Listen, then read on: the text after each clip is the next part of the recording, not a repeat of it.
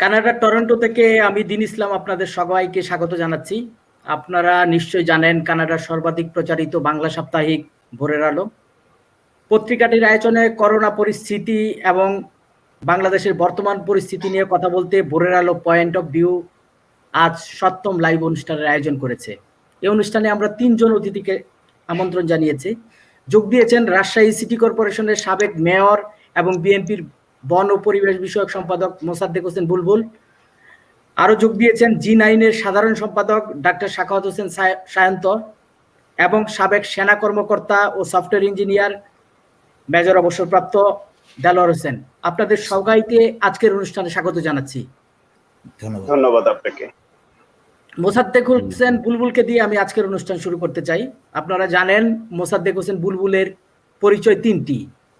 তিনি একাধারে রাজশাহী সিটি কর্পোরেশনের সাবেক মেয়র ছিলেন, একই সঙ্গে বর্তমান বাংলাদেশ জাতীয়তাবাদী দল বিএনপির বন ও পরিবেশ বিষয়ক সম্পাদক এবং রাজশাহী মহানগর বিএনপির সভাপতি হিসেবে দায়িত্ব পালন করছেন। জনাব বুলবুল, আমি আপনার কাছে জানতে চাই, আপনি নিশ্চয় জানেন যে ওসি প্রদীপকে নিয়ে এখন নানা কথা হচ্ছে। ওসি প্রদীপ, লিয়াকত, তাদেরকে নিয়ে অনেক কথা হচ্ছে। ওসি প্রদীপ সোশ্যাল মিডিয়াতে এবং বিভিন্ন পত্রিকায় ঘুরে বেড়াচ্ছে। ওসি প্রদীপ বিএনপির সাবেক পররাষ্ট্রমন্ত্রী মোর্শেদ খানের সুপারিশে এবং লিয়াকত ছাত্রদলের নেতা হিসাবে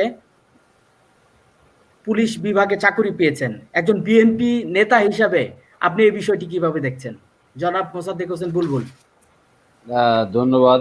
আজকে যারা এই অনুষ্ঠানে উপস্থিত হয়েছেন, দেলোয়ার ভাই, শান্ত ভাই সহ আপনার উপস্থাপনায়, আমরা খালি এটুকু বলতে চাই যে রাষ্ট্রের প্রজাতন্ত্রের কর্মচারী নিয়োগ হয় একটি পদ্ধতির দ্বারা, যে পদ্ধতির মধ্য দিয়ে আজকে সুযোগ্য কর্মকর্তা নিয়োগের যে সুপারিশ করা হয় সেটি কিন্তু আওয়ামী লীগ বিএনপি দেখে এখানে সুপারিশ করা হয়নি। তো যে কথাটি ইদানিং আমরা শুনতে পাচ্ছি যে আজকে অমক দলের অমক ওসি, অমক দলের অমক এসপি বা অমক দলের সমর্থিত এসপি বা আজকে সেনাপ্রধান আওয়ামী লীগের কিনা, আজকে যে আইজিপি আওয়ামী লীগের কিনা, এরা কিন্তু রাষ্ট্রের যন্ত্রের আর অংশ নয়, এরা কিন্তু একটু দলের অংশে পরিণত হয়েছে। যার কারণে কিন্তু আজকে প্রশ্ন এসছে যে মুর্শেদ খান সুপারিশ করেছে। মুর্শেদ খান সাহেব যে কোনো মন্ত্রী, বর্তমানেও যে কোনো মন্ত্রী যারা অনির্বাচিত আছেন এই বর্তমান সংসদে, তারাও তো সুপারিশ করেন। তারা তো আজকে আমাদের বায়োডাটা নিয়ে যারা পিএসসিতে বা এ সকল জায়গায় নিয়োগ পায়, ঊর্ধ্বতন কর্তৃপক্ষের নিয়োগ, সেই নিয়োগগুলি কিন্তু এভাবেই হয়।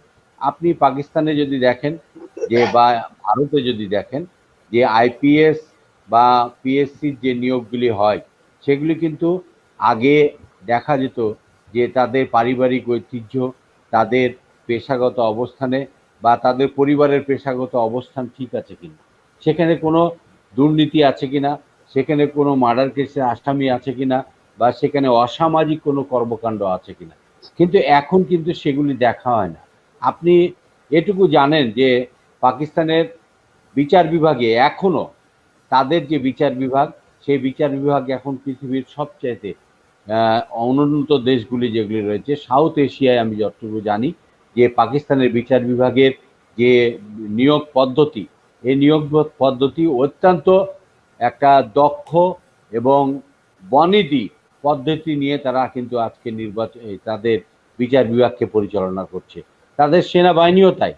তো এইখানে কিন্তু আপনি আপনার যে মেধাযুক্ত, আপনার যে পারিবারিক ঐতিহ্য, এই সকল দিক দিয়ে কিন্তু আপনাকে বিচার বিশ্লেষণ করতে হবে যে তাদের পরিবারের কোথায় অবস্থান ছিল। আজকে প্রদীপ যে এখানে চাকরি পেয়েছে, তার কথার মধ্যে কিন্তু এখনো স্পষ্ট বক্তব্য সে দিতে পারে না, দেখবেন সে তোতলামি করে। তো এরকম একটা অফিসার কি করে নিয়োগ পেল বা কার দ্বারা নিয়োগ হলো বা কিভাবে নিয়োগ হলো, এটি কিন্তু আমাদের প্রশ্ন। আজকে বলা হচ্ছে যে লিয়াকত বিএনপির ছাত্র দলের মেম্বার ছিল। তো ছাত্রদল বা ছাত্রলীগের মেম্বার ৭১ সালের পরে বাংলাদেশে কে ছাত্রলীগের মেম্বার ছিল না, এই কথাটি যদি আমরা বলি আজকে কোথায় দাঁড়াবে? আজকে 1980 সাল পর্যন্ত ছাত্রলীগের মেম্বার বাংলাদেশে কে ছিল না এটি প্রমাণ করতে হবে যে ছিল না। তো এই কথাটি কোনো বাক্য নয় যে আজকে অমুকে অন্যায় করলো, তাহলে আজকে দুদক যে কথাটি বলছে যে আমরা তার সম্পদের বিচার এখন আমরা করব, দুদক এতদিন কি করছিল যে তারা আজকে প্রদীপের বিচারের জন্য আজকে উঠে পড়ে লেগেছে, আজকে অমক প্রতিষ্ঠান আজকে প্রদীপের বিচারের জন্য আজকে মাথা তুলে এখন দাঁড়িয়েছে। 192টি মানুষকে হত্যা করলো বিচার বহির্ভূত। এই হত্যাকাণ্ড তো একটি হত্যাকাণ্ড না, এই হত্যাকাণ্ড তো বাংলাদেশের 71 সালেও তো এরকম যুদ্ধে হত্যাকাণ্ড হয়নি। তো আমরা এটুকু বলতে চাই যে বিচার বহির্ভূত হত্যাকাণ্ড মানেই অসাংবিধানিক একটি কর্মপন্থা। এই পন্থা দিয়ে কোনোদিন রাষ্ট্র পরিচালনা করা যায় না। আমাদের এখানে নির্বাচন পদ্ধতি নাই, এখানে বিচার ব্যবস্থা নাই, এখানে এডুকেশন যে পদ্ধতিতে পরিচালনা করার কথা, আমাদের রাষ্ট্রীয় কর্মচারী যে পদ্ধতিতে আনার কথা, সেই কাজ কিন্তু এখানে হচ্ছে না। তার কারণেই আজকে স্বেচ্ছাচারিতার জন্ম দিচ্ছে। আজকে সবাই বলছেন প্রধানমন্ত্রী বিচার করবেন। প্রধানমন্ত্রী কেন বিচার করবেন? আজকে বিচার তো তার জায়গায় হবে, বিচারের জায়গায় হবে। আজকে প্রধানমন্ত্রীর তো ক্ষমতা নাই উনি বিচার করবেন। উনি সংসদের নেত্রী, উনি সংসদে একটা সংসদীয় আনতে পারেন, উনি সংসদে একটা কথা বলতে পারেন। এই জাতীয় পলিটিক্স আজকে বাংলাদেশ থেকে উধাও হয়ে গেছে বিধায় আজকে বাংলাদেশ, আজকে সেনাবাহিনীকে নিয়ে বিতর্ক হচ্ছে, আজকে পুলিশ বাহিনীকে নিয়ে বিতর্ক হচ্ছে যে যারা নির্বাচনকে পয়সা দিয়ে আজকে নির্বাচন একটি দলের পক্ষে নির্বাচন করে দেওয়া হয়। তো এটা পুলিশ বলতে পারে না যে আমরা আপনাদেরকে ক্ষমতায় এনেছি। রাষ্ট্রীয় কর্মচারী কোনোদিন কাউকে ক্ষমতায় আনতে পারে না, এটি আমাদেরকে দৃঢ়ভাবে বিশ্বাস করতে হবে। তো সেই পদ্ধতি আমাদেরকে যেতে হবে। আমরা যে 90 সালের গণ আন্দোলনে যে গণতন্ত্রকে আমরা প্রতিষ্ঠা করার প্রত্যয় ব্যক্ত করেছিলাম, তাহলে আজকে নূর হোসেনের জীবনের দাম কোথায় পেলাম আমরা? আজকে জিহাদের জীবনের দাম কোথায় পেলাম? আজকে গণতন্ত্রকে যদি অন্য আরেকটি দেশের কাছে বিক্রি করে দিতে হয়।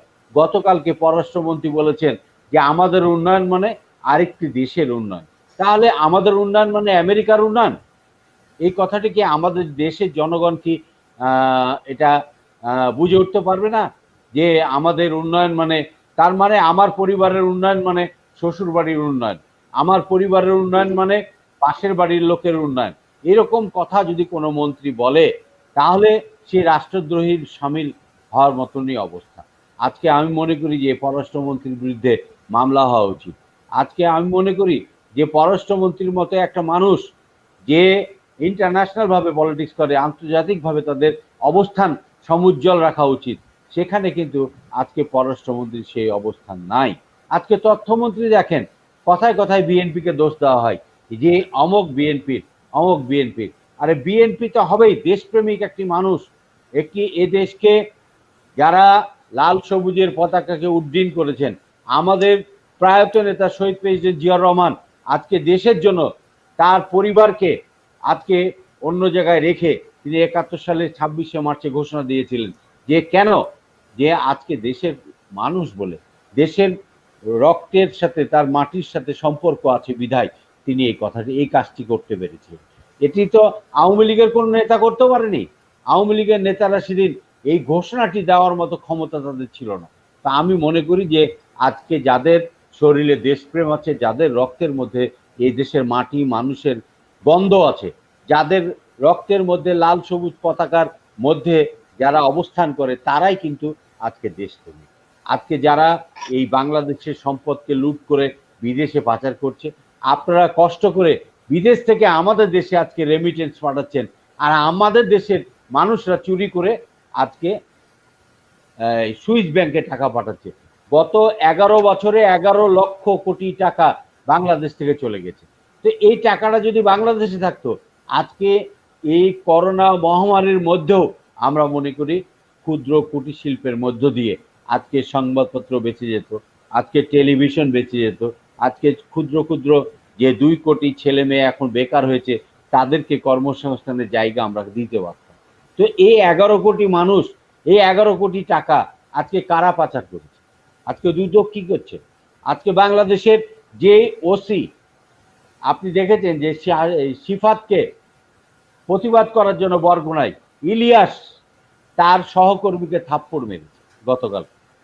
তো এই যদি হয়, আজকে স্বেচ্ছাচারিতার কোথায় অবস্থান করছে, আজকে কারা কিভাবে বাংলাদেশকে পরিচালনা করছে। সেনাবাহিনীকে আমি কোনোদিন এভাবে কারোর সাথে বসতে বা এভাবে নতজানু একটা চিন্তা চেতনা নিয়ে কথা বলার মতো মানসিকতা আমার কাছে মনে হয় না। যে আমি মনে করি যে সেনাবাহিনী হলো একটা দেশপ্রেমিক সংগঠন। সেনাবাহিনী কোনো আওয়ামী লীগ না, বিএনপি না, জামাত না, ভারতপন্থী না, পাকিস্তানপন্থী না, বা আমেরিকানপন্থী না। সেনাবাহিনী এদেশের মানুষের মাটি মানুষের গন্ধের সাথে সম্পৃক্ত। সেনাবাহিনী এদেশের লাল সবুজের পতাকার সাথে সম্পৃক্ত। সেনাবাহিনী এদেশে একটি ভূখণ্ডের সাথে সম্পৃক্ত। সেনাবাহিনী কোনো রাষ্ট্রের কোনো দেশের হতে পারে না, সেনাবাহিনী কোনো দলের হতে পারে না, সেনাবাহিনী কোনো মানুষের স্বার্থের জন্য সেনাবাহিনী হতে পারে না। সেনাবাহিনীর স্বার্থ হলো রাষ্ট্রীয় স্বার্থ। আপনি দেখেছেন 1978 সালে জিয়াউর রহমান সাহেব 1 মিনিটে এই সেনাবাহিনীকে দিয়ে আরাকান রাজ্যে পাঠিয়ে দিয়েছিল। আজকে মায়ানমারের যে সকল শরণার্থী আজকে বাংলাদেশে পাঠিয়েছে, সেদিন কিন্তু জিয়া রহমান আরাকান পর্যন্ত সেনাবাহিনীকে পাঠিয়ে দিয়েছে। তো এটি কি সম্ভব হয়েছিল কিসের জন্য? বীরত্তমের জন্য। ধন্যবাদ। দেশপ্রেমিক তারা সেদিন সম্ভব হয়েছিল। তো আমরা আজকে বলতে চাই আপনার মাধ্যমে যে আমরা একটি দেশপ্রেমিক সরকার চাই, আমরা একটি দেশপ্রেমিক সেনাবাহিনী চাই, দেশপ্রেমিক একটা পুলিশ বাহিনী চাই। আমরা কোনো দলের চাই না, আমরা কোনো রাষ্ট্রের চাই না। এখানে রাষ্ট্রের দালালি করার জন্য আমরা আমাদের 30 লক্ষ মা বোনের ইজ্জত আমরা দিই না। ধন্যবাদ মোসাদ্দেক হোসেন বুলবুল। আমি এখন ডাক্তার সাখাওয়াত হোসেন সায়ন্তর কাছে যাব। ডাক্তার সাখাওয়াত হোসেন সায়ন্তকে আপনারা সবাই চিনেন, জানেন। তিনি জনপ্রিয় টকশো ব্যক্তিত্ব। তিনি সাংবাদিক শফিক রহমান প্রতিষ্ঠিত গবেষণা প্রতিষ্ঠান জি9-এর সাধারণ সম্পাদক হিসেবে দায়িত্ব পালন করছেন। তিনি 2009 সাল থেকে এই প্রতিষ্ঠানের সঙ্গে কাজ করছেন। সায়ন্ত 12,500 মাইল দূর থেকে আমাদের সঙ্গে যোগ দেওয়ার জন্য আপনাকে স্বাগত জানাচ্ছি। সায়ন্ত, আপনার কাছে আমার প্রশ্ন, আপনি হয়তোবা দেখেছেন ঢাকা বিশ্ববিদ্যালয়ের আইন বিভাগের অধ্যাপক ডক্টর আসিফ নজরুল বাংলাদেশের সাংবাদিকতা নিয়ে একটি ফেসবুকে স্ট্যাটাস দিয়েছেন, সর্বশেষ স্ট্যাটাস। তিনি সেটাতে বলেছেন সাংবাদিকদের কাজ আদামরা সাপ পেটানো। ইতিপূর্বের জানুয়ারিতেও তিনি একটি স্ট্যাটাস দিয়েছিলেন, সেখানে তিনি বলেছিলেন যে বাংলাদেশের সাংবাদিকদের মাংস খায়। আপনি দীর্ঘদিন সংবাদকর্মের সঙ্গে যুক্ত ছিলেন, আপনি এই ডক্টর আসিফ নজরুলের এই স্ট্যাটাস সঙ্গে কি একমত, নাকি আপনার কোনো দ্বিমত রয়েছে? সাখাওয়াত হোসেন সায়ন্ত। আপনাকে ধন্যবাদ। এবং আমার সঙ্গে যে দুজন বিজ্ঞ আলোচক আছেন, বিশেষ করে বুলবুল ভাই একদম তৃণমূলের পরীক্ষিত জাতীয়তাবাদী নেতা, তাদের জন্য আমার শুভেচ্ছা। আসিফ নজরুল স্যার আমার অত্যন্ত প্রিয় ভাজন একজন মানুষ। তিনি মেধাবী এবং টকশোতে অত্যন্ত জনপ্রিয়, আমরা সবাই চিনি। রাগ এখনকার পরিস্থিতি দেখে, সংবাদ মাধ্যমের অবস্থা দেখে তার ভেতরে যে রাগ ক্ষোভের উদ্রেক করে, সেই থেকে হয়তো এই স্ট্যাটাস দিয়েছেন আমি ধারণা করি। তবে এইটা যেটা বলেছেন সেটা ঢালাও ভাবে হয়তো সবার বেলায় সত্য নয়। বাংলাদেশে এখনো অনেক ভালো সজ্জন সাংবাদিক আছেন যারা জীবনের ঝুঁকি নিয়ে, সম্ভ্রমের ঝুঁকি নিয়ে সত্য উদ্ঘাটনের জন্য কাজ করছেন এবং বলছেন। এখনো পর্যন্ত আমরা এই যে বুলবুল ভাই যে টাকা পাচারের যেই পরিসংখ্যান দিলেন, এটি আমাদের সংবাদ মাধ্যমে দিয়েছে।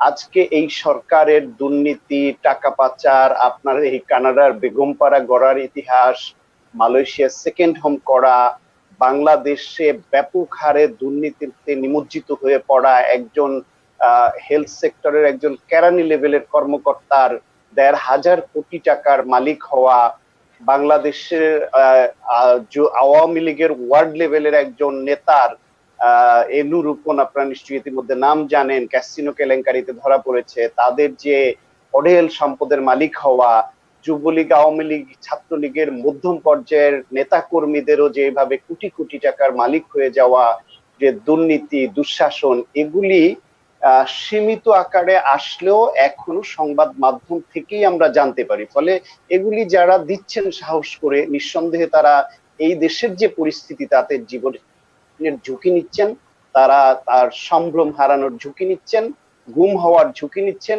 এক্সট্রা জুডিশিয়াল কিলিং এর ঝুঁকি নিচ্ছেন, তারপর প্রকাশ করছেন। তবে হ্যাঁ, গণতান্ত্রিক রাষ্ট্রে সংবাদ মাধ্যম যেমন হওয়া উচিত, তাদের বাক স্বাধীনতা যেরকম থাকা উচিত, বাংলাদেশে সেটি নেই, এই অভিযোগ এখন সকল মানুষের। ধরেন কোন গণতান্ত্রিক দেশে সংবাদ মাধ্যম কখনো সরকারের বন্ধু হয় না, তারা হয় সরকারের পর্যবেক্ষক।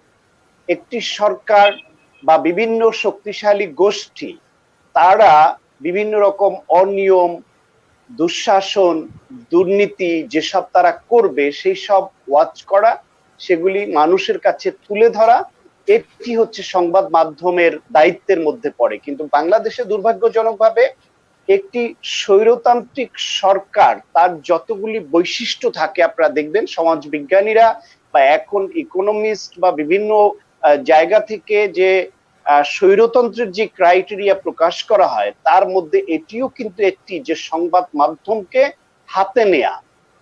সেইভাবে বাংলাদেশের সংবাদ মাধ্যমের মালিক পক্ষকে সরকার নানাবিধ সুবিধা দেখিয়ে, সাংবাদিক নেতাদেরকে পদ দিয়ে, নানা রকম সুবিধা দিয়ে, বিভিন্ন সাংবাদিকদের চাপে রেখে, ভয় দেখিয়ে, যারা সরকারের স্বার্থের বিরুদ্ধে কথা বলবে সেই সব সংবাদ মাধ্যমকে বন্ধ করে দিয়ে, যেমন সিবিসি চ্যানেল আগে বন্ধ হয়েছিল, এই সরকারের সময় আমার দেশ, দিগন্ত টিভি, ইসলামিক টিভি, এরকম অনেক সংবাদ মাধ্যম বন্ধ হয়েছে।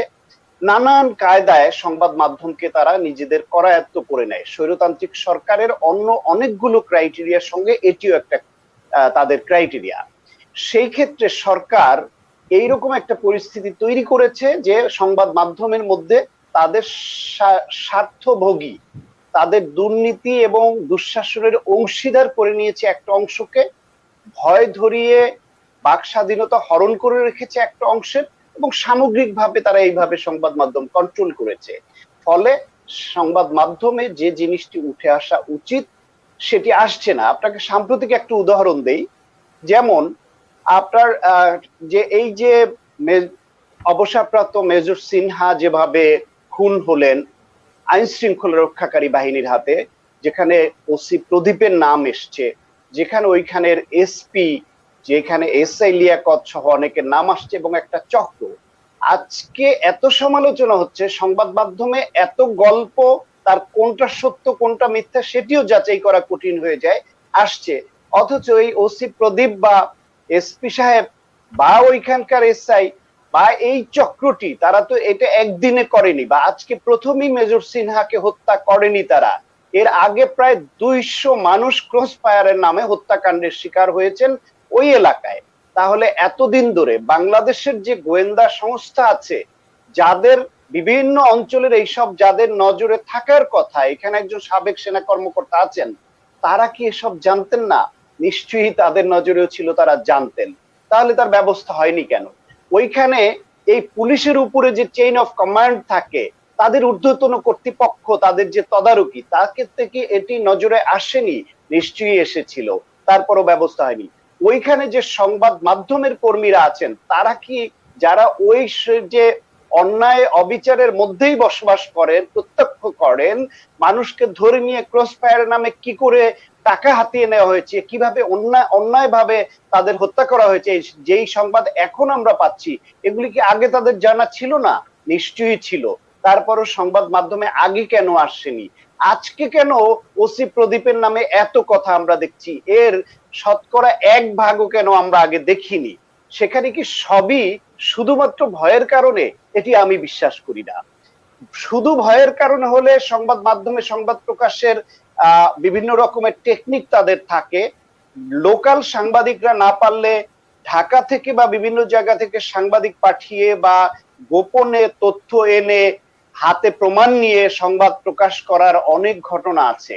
নানান রকমের কৌশলের সংবাদ মাধ্যম এগুলি করতে পারে, কিন্তু আমরা তো সেগুলি দেখিনি। যখন বিপদে পড়েছে তাকে আটকেছে, এখন অনেক কিছু বলছে। আমার ধারণা সংবাদ মাধ্যমের সবাই ভালো নয়, তারাও এই চক্রের সঙ্গে কেউ কেউ যুক্ত থাকে, কেউ কেউ ভীতু থাকে, এবং বাংলাদেশের সংবাদ মাধ্যম পরাধীন যে আমরা বলি, সেটা শুধুমাত্র সরকারের কারণেই সবসময় পরাধীন সেটাও নয়।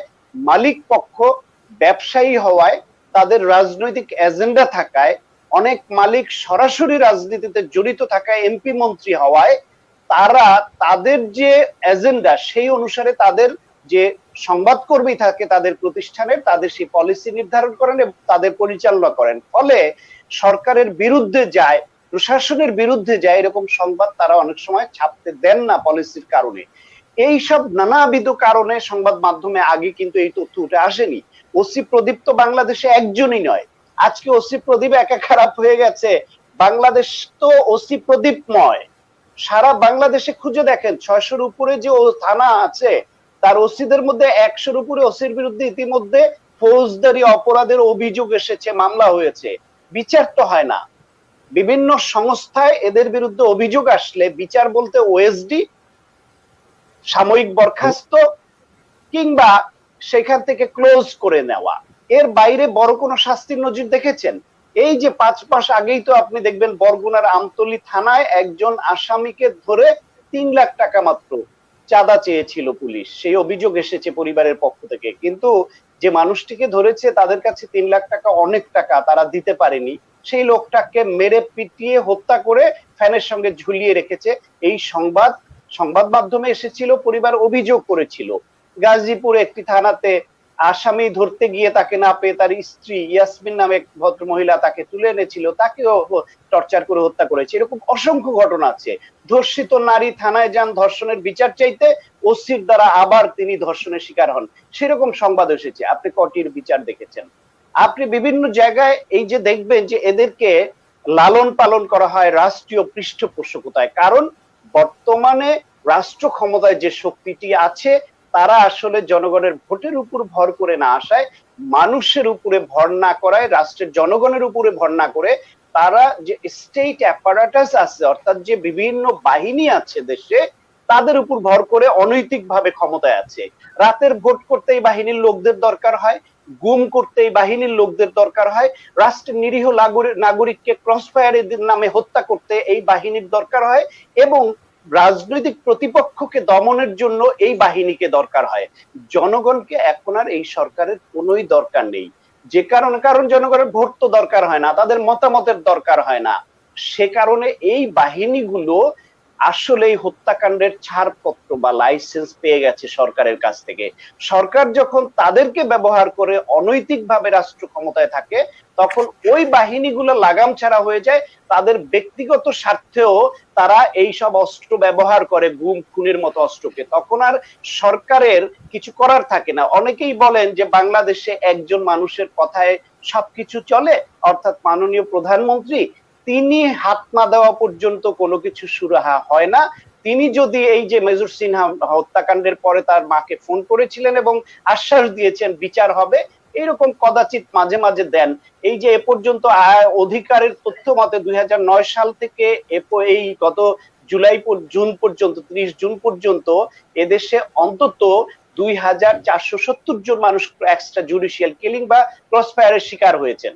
কাস্টোডিয়াল ডেথ বা জেল হেফাজতে মৃত্যু হয়েছে 704 জন। তার মধ্যে কতজন স্বাভাবিক মৃত্যু আর কতজনকে হত্যা করা হয়েছে সেই সন্দেহ, সেই অভিযোগ মানুষের আছে। এই দেশে এই সময়ের মধ্যে গুম হয়েছে 566 জন মানুষ অন্তত। আমি অধিকারের পরিসংখ্যান বলছি। অত্যন্ত ওয়েল রেপুটেড বাংলাদেশের যে দুটি মানবাধিকার সংস্থা, তার মধ্যে আইন সালিশ কেন্দ্র অধিকার, তাদের তথ্যের উপর আমরা নির্ভর করছি। ফলে এর কোনো বিচার তো হয়নি। সেইখানে ওই যে রাষ্ট্রীয় বিভিন্ন বাহিনীগুলো, তাদেরকে ব্যবহার করা হয়েছিল রাজনৈতিক প্রতিপক্ষকে ঘায়েল করবার জন্য। এই অস্ত্রগুলো তাদের হাতে তুলে দেওয়া হয়েছিল যে যথেচ্ছ ব্যবহার করা যাবে। তারা দেখেছে তাদের উপর ভর করে সরকার অনৈতিকভাবে ক্ষমতায় থাকছে, তারা লুটপাট করছে, তারা ক্ষমতার অপব্যবহার করছে, তারা বিদেশে টাকা পাচার করছে, সুইস ব্যাংকে টাকা জমাচ্ছে, কানাডায় বেগম পাড়া করছে, হাজার হাজার কোটি টাকার মালিক হচ্ছে। তাহলে যাদের উপর ভর করে রাজনীতিবিদ আমলারা এটা করছেন, তাহলে সেই তারা কেন এ থেকে দূরে থাকবেন? তারাও এতে গা ভাসিয়েছেন এবং ব্যক্তিগত স্বার্থের জন্য তারা এই অস্ত্রগুলিকে ব্যবহার করে যাকে তাকে রাজনৈতিক অরাজনৈতিক নিরীহ অনেক লোককে তারা এই গুম খুনের মধ্যে নিয়ে আসলেন। ফলে এইটা সামগ্রিকভাবে গোটা রাষ্ট্র ব্যবস্থার সমস্যা। যতদিন এদেশে গণতন্ত্র ফিরিয়ে আনা যাবে, যতদিন মানুষের অধিকার, ভোটের অধিকার, ভাতের অধিকার, মানুষ হিসেবে তার যে মানবিক অধিকার, এগুলি ফিরিয়ে আনা না যাবে, সুশাসন ফিরিয়ে আনা না যাবে, বিচার ব্যবস্থাকে সত্যিকার অর্থে বিচার অবিচারের থেকে বের করে আনা না যাবে, এগুলা চলতেই থাকবে। ফলে প্রধানমন্ত্রীর কাছে তাকিয়ে থেকে লাভ হবে না। উনি সিনহার মাকে ফোন করেছেন সত্য, আগেও দু একজনকে ফোন করেছেন, কিন্তু এই যে বললাম প্রায় 2,500 ক্রসফায়ার, প্রায় 600 গুম, প্রায় 700-র উপরে কাস্টোডিয়াল ডেথ, তার কজনের মাকে বা কজনের অভিভাবককে তিনি ফোন করে সান্ত্বনা দিতে পারবেন?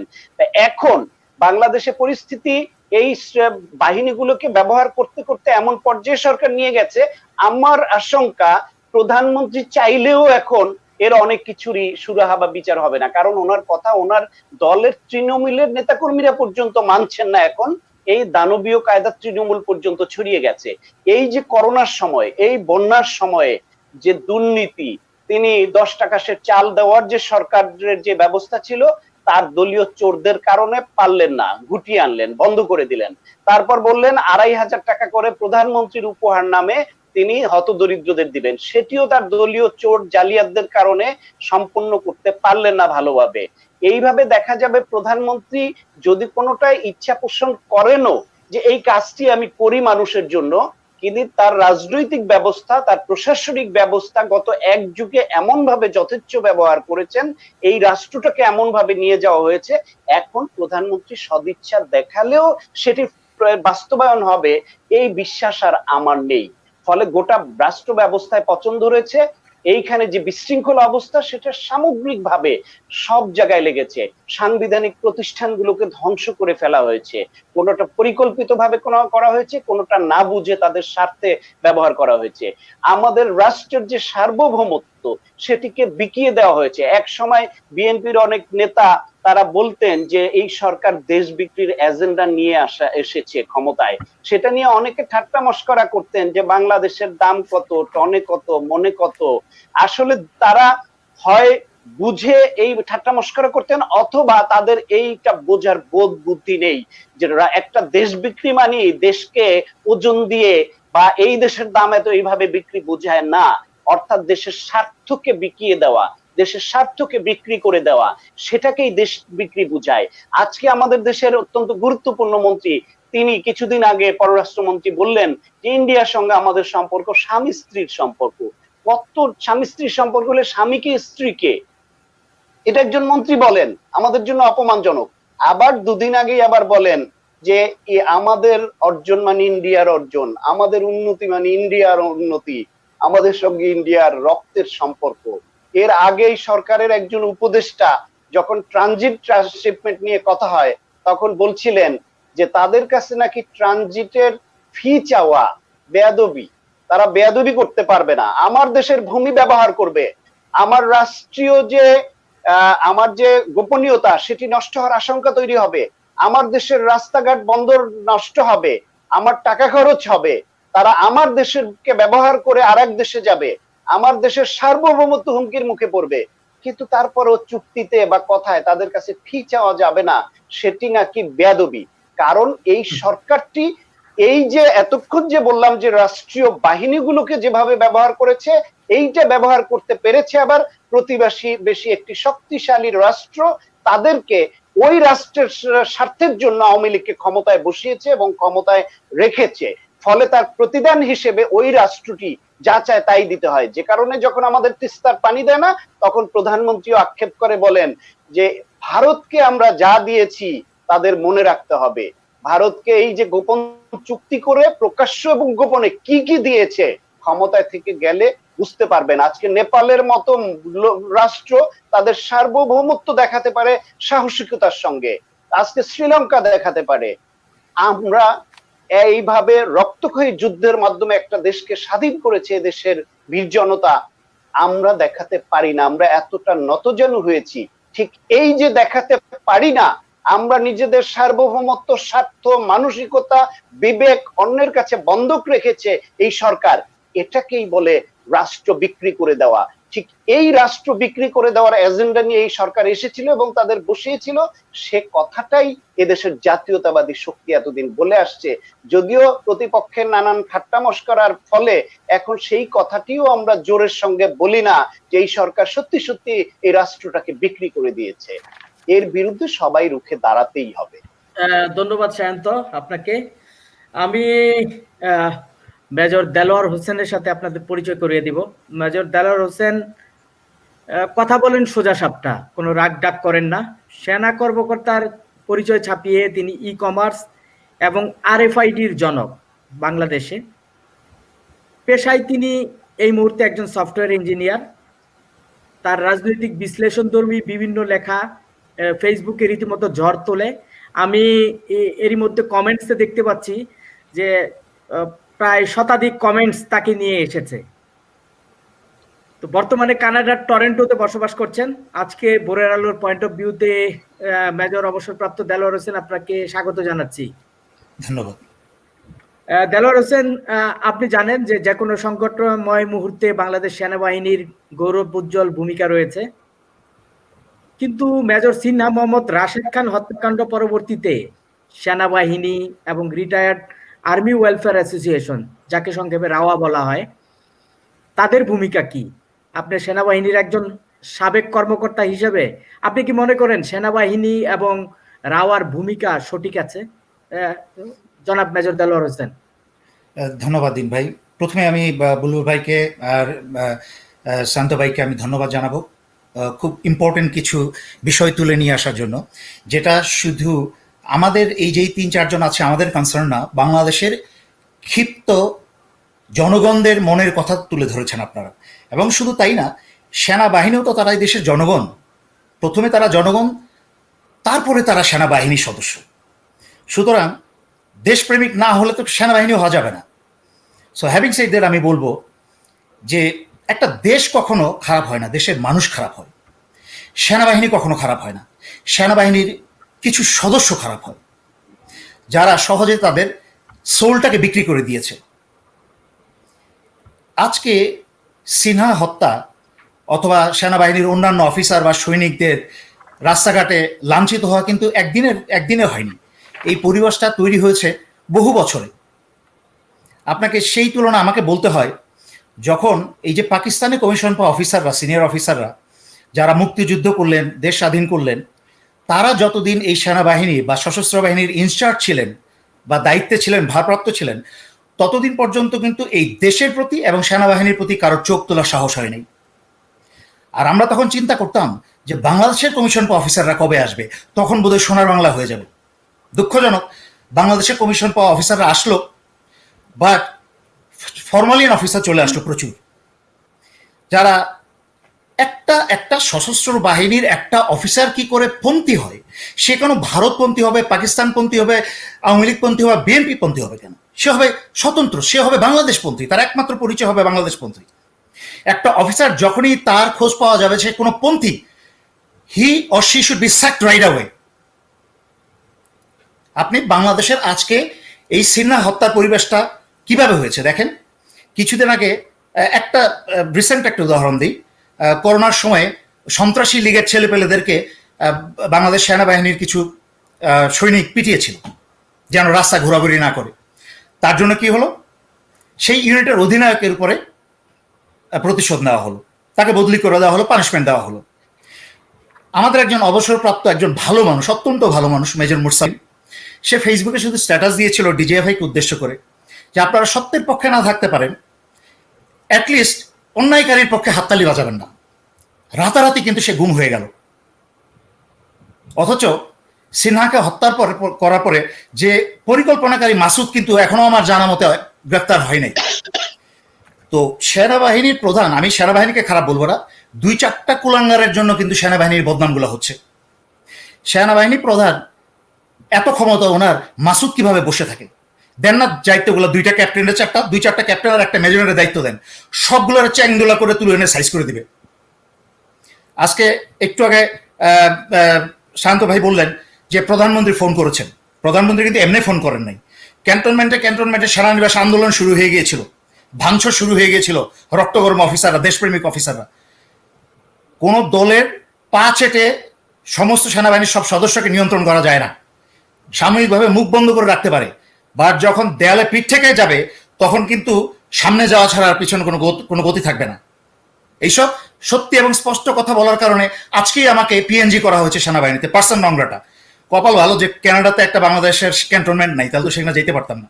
যাই হোক, তো কথা হচ্ছে আপনারা কিছু পারেন না, একটা অবসরপ্রাপ্ত অফিসারের পিছনে লেগে থাকতে পারেন, সীমান্তে বর্ডারে মানুষ মারা বন্ধ করতে পারেন না, বেসরের মতো ডিজিপিডিআর সেখানে সন্ত্রাসীদের সাথে ছবি তুলে নৌকা ভ্রমণ করতে করতে লাশ, যে বাঙালিদের লাশ মারে বাংলাদেশিদের, তাদের লাশ গ্রহণ করার সময় আবার দাঁত কেলিয়ে হেসে হ্যান্ডশেক করে। এগুলো দেশদ্রোহিতা, স্পষ্ট দেশদ্রোহিতা। এই জনগণ আজকে চুপ হয়ে আছে। আমি মাঝখানে একটা কথা বলতে চাই যে সবাই আশা করেন যে সেনাবাহিনী এসে বোধহয় সরকার পরিবর্তন করে দিবে। না, কোন দেশের সেনাবাহিনী বা সশস্ত্র বাহিনী কোন দেশের রাজনৈতিক সরকার পরিবর্তন করে না বা করা উচিত না। সেইটার দায়িত্ব কিন্তু জনগণের। তবে সেনাবাহিনীর দায়িত্বটা কি?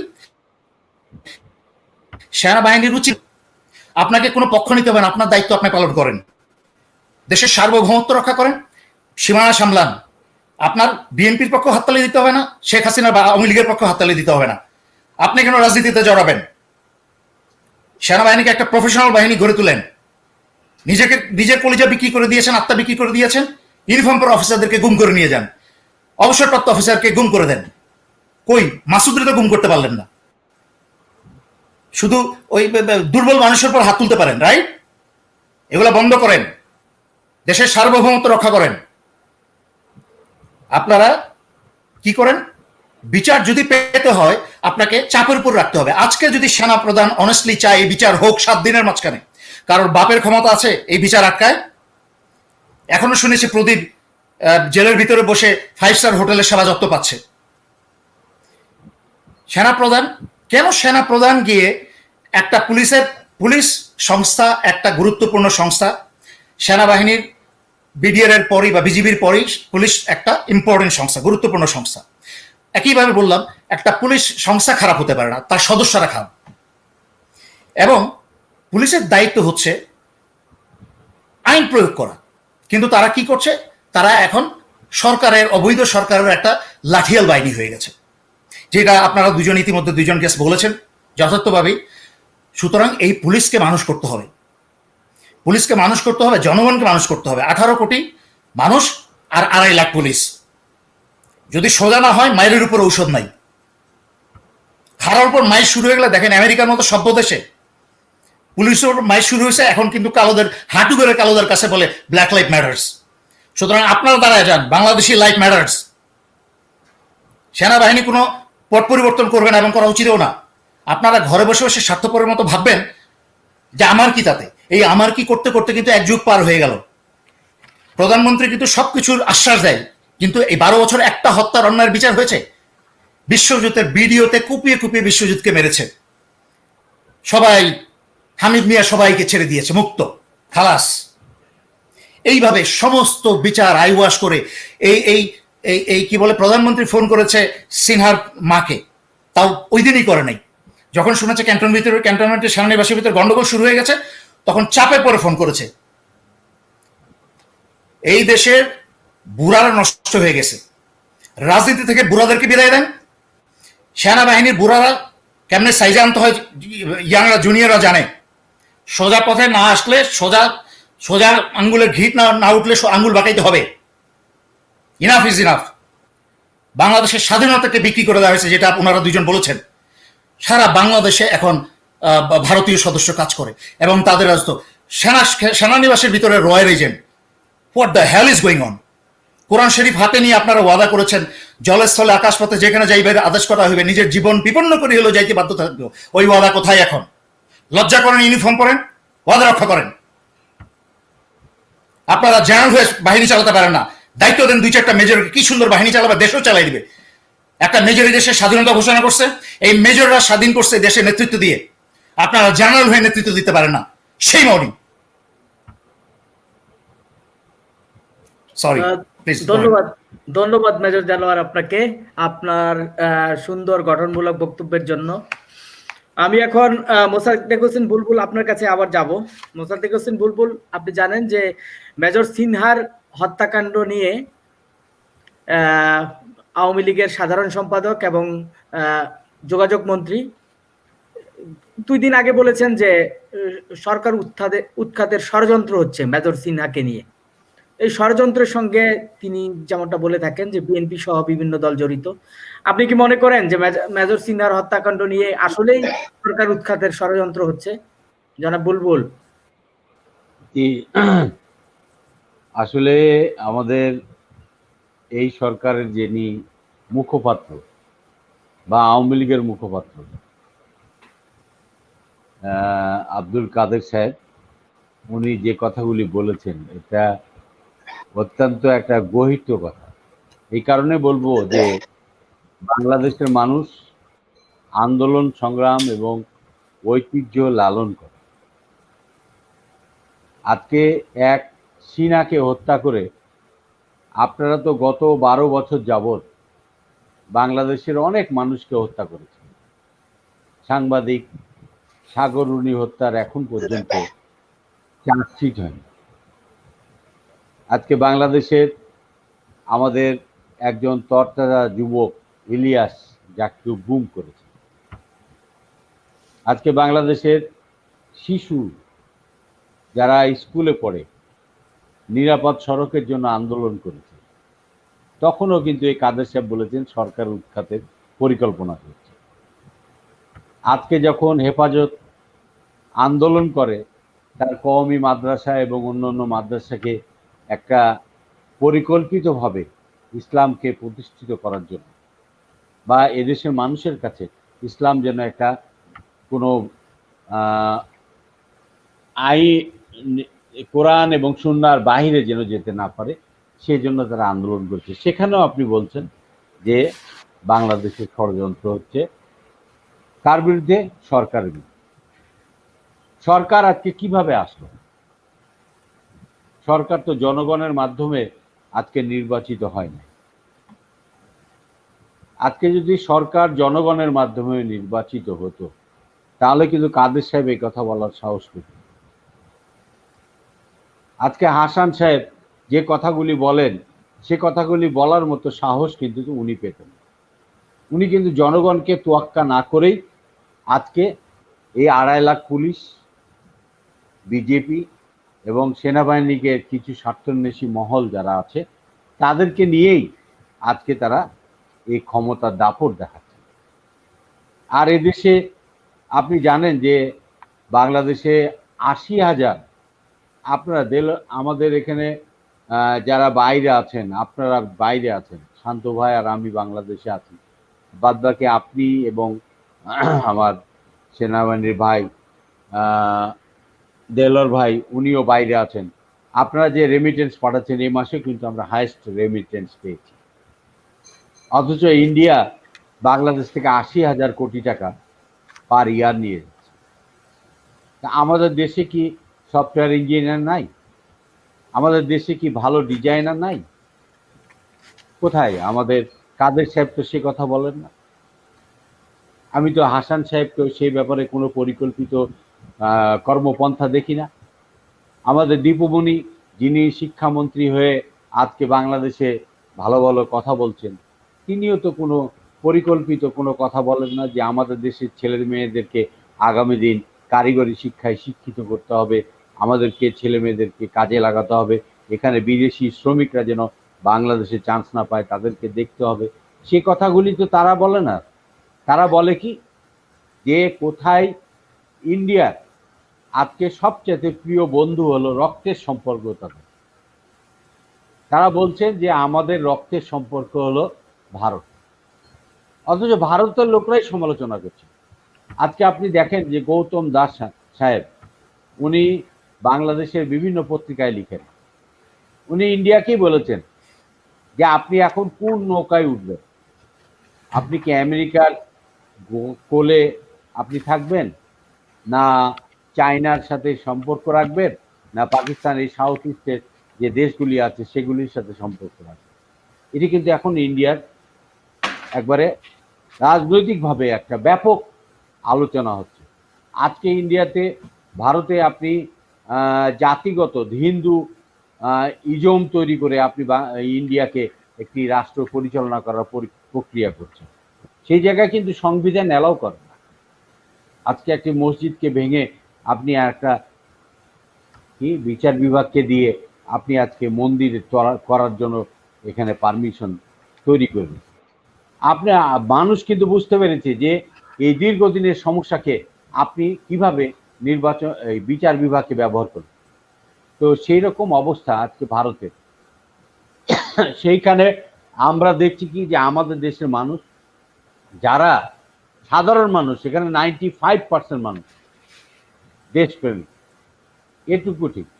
কিন্তু আজকে যে পরিস্থিতির সৃষ্টি হয়েছে সেটি হলো যে আমাদের বিচার বহির্ভূত হত্যাকাণ্ড, আমাদের নির্বাচন পদ্ধতি, আমাদের সাংবাদিকদের কথা বলার অধিকার, সংবাদপত্র আজকে কর্পোরেট মহলের হাতে চলে যাওয়ার কারণেই আজকে কিন্তু এই পরিস্থিতির সৃষ্টি। আমরা খালি বলতে চাই যে আজকে সিনাকে হত্যা করে কিভাবে যেন তারা আজকে এই ফেসবুকের মাধ্যমে সিনার আজকে বিচারের যদি কোথাও দাঁড় করায় তাহলে ফেসবুক দাঁড় করাতে হবে। এবং এই জায়গাটায় এই স্বাধীন সত্তাটা আজকে আবার ধরার চেষ্টা করছে যে বাংলাদেশে ফেসবুককে কিভাবে নিয়ন্ত্রণ করা যায়, এটিও কিন্তু পরিকল্পনা চলছে। তো আমি খালি বলবো যে আমাদের স্বাধীনতা, যে 12 বছর থেকে আপনি যে কথাটি এসছে যে সেনাবাহিনী কোনো দলের হওয়া উচিত নয়, পুলিশ বাহিনী আজকে যে কথাটি বলছেন যে পয়সা নিয়ে আজকে একটি রাষ্ট্রকে ক্ষমতায় রাখা, একটি দলকে ক্ষমতায় রাখা হয়েছে, আজকে কারা কিভাবে এই পুলিশ বাহিনীকে নিয়ন্ত্রণ করলো এবং একটি দলের পক্ষে কথা বলার অধিকার দিল, এটি কিন্তু আমরা জানি। তো আজকে আমরা খালি বলতে চাই যে আমাদেরও যে ইলিয়াস, চৌধুরী আলম, আমাদের বিভিন্ন যুবদল, ছাত্রদল এবং বিএনপির নেতৃবৃন্দকে হত্যা করা হয়েছে, তাদের তো বিচার হয়েছে।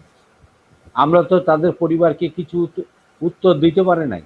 আজকে ইলিয়াস ভাবিকে যখন রিং করি তখন আমরা কিন্তু বুঝতে পারি না যে তাকে কিভাবে সম্বোধন করি। এই যে পরিস্থিতি আজকে সৃষ্টি করেছে কারা?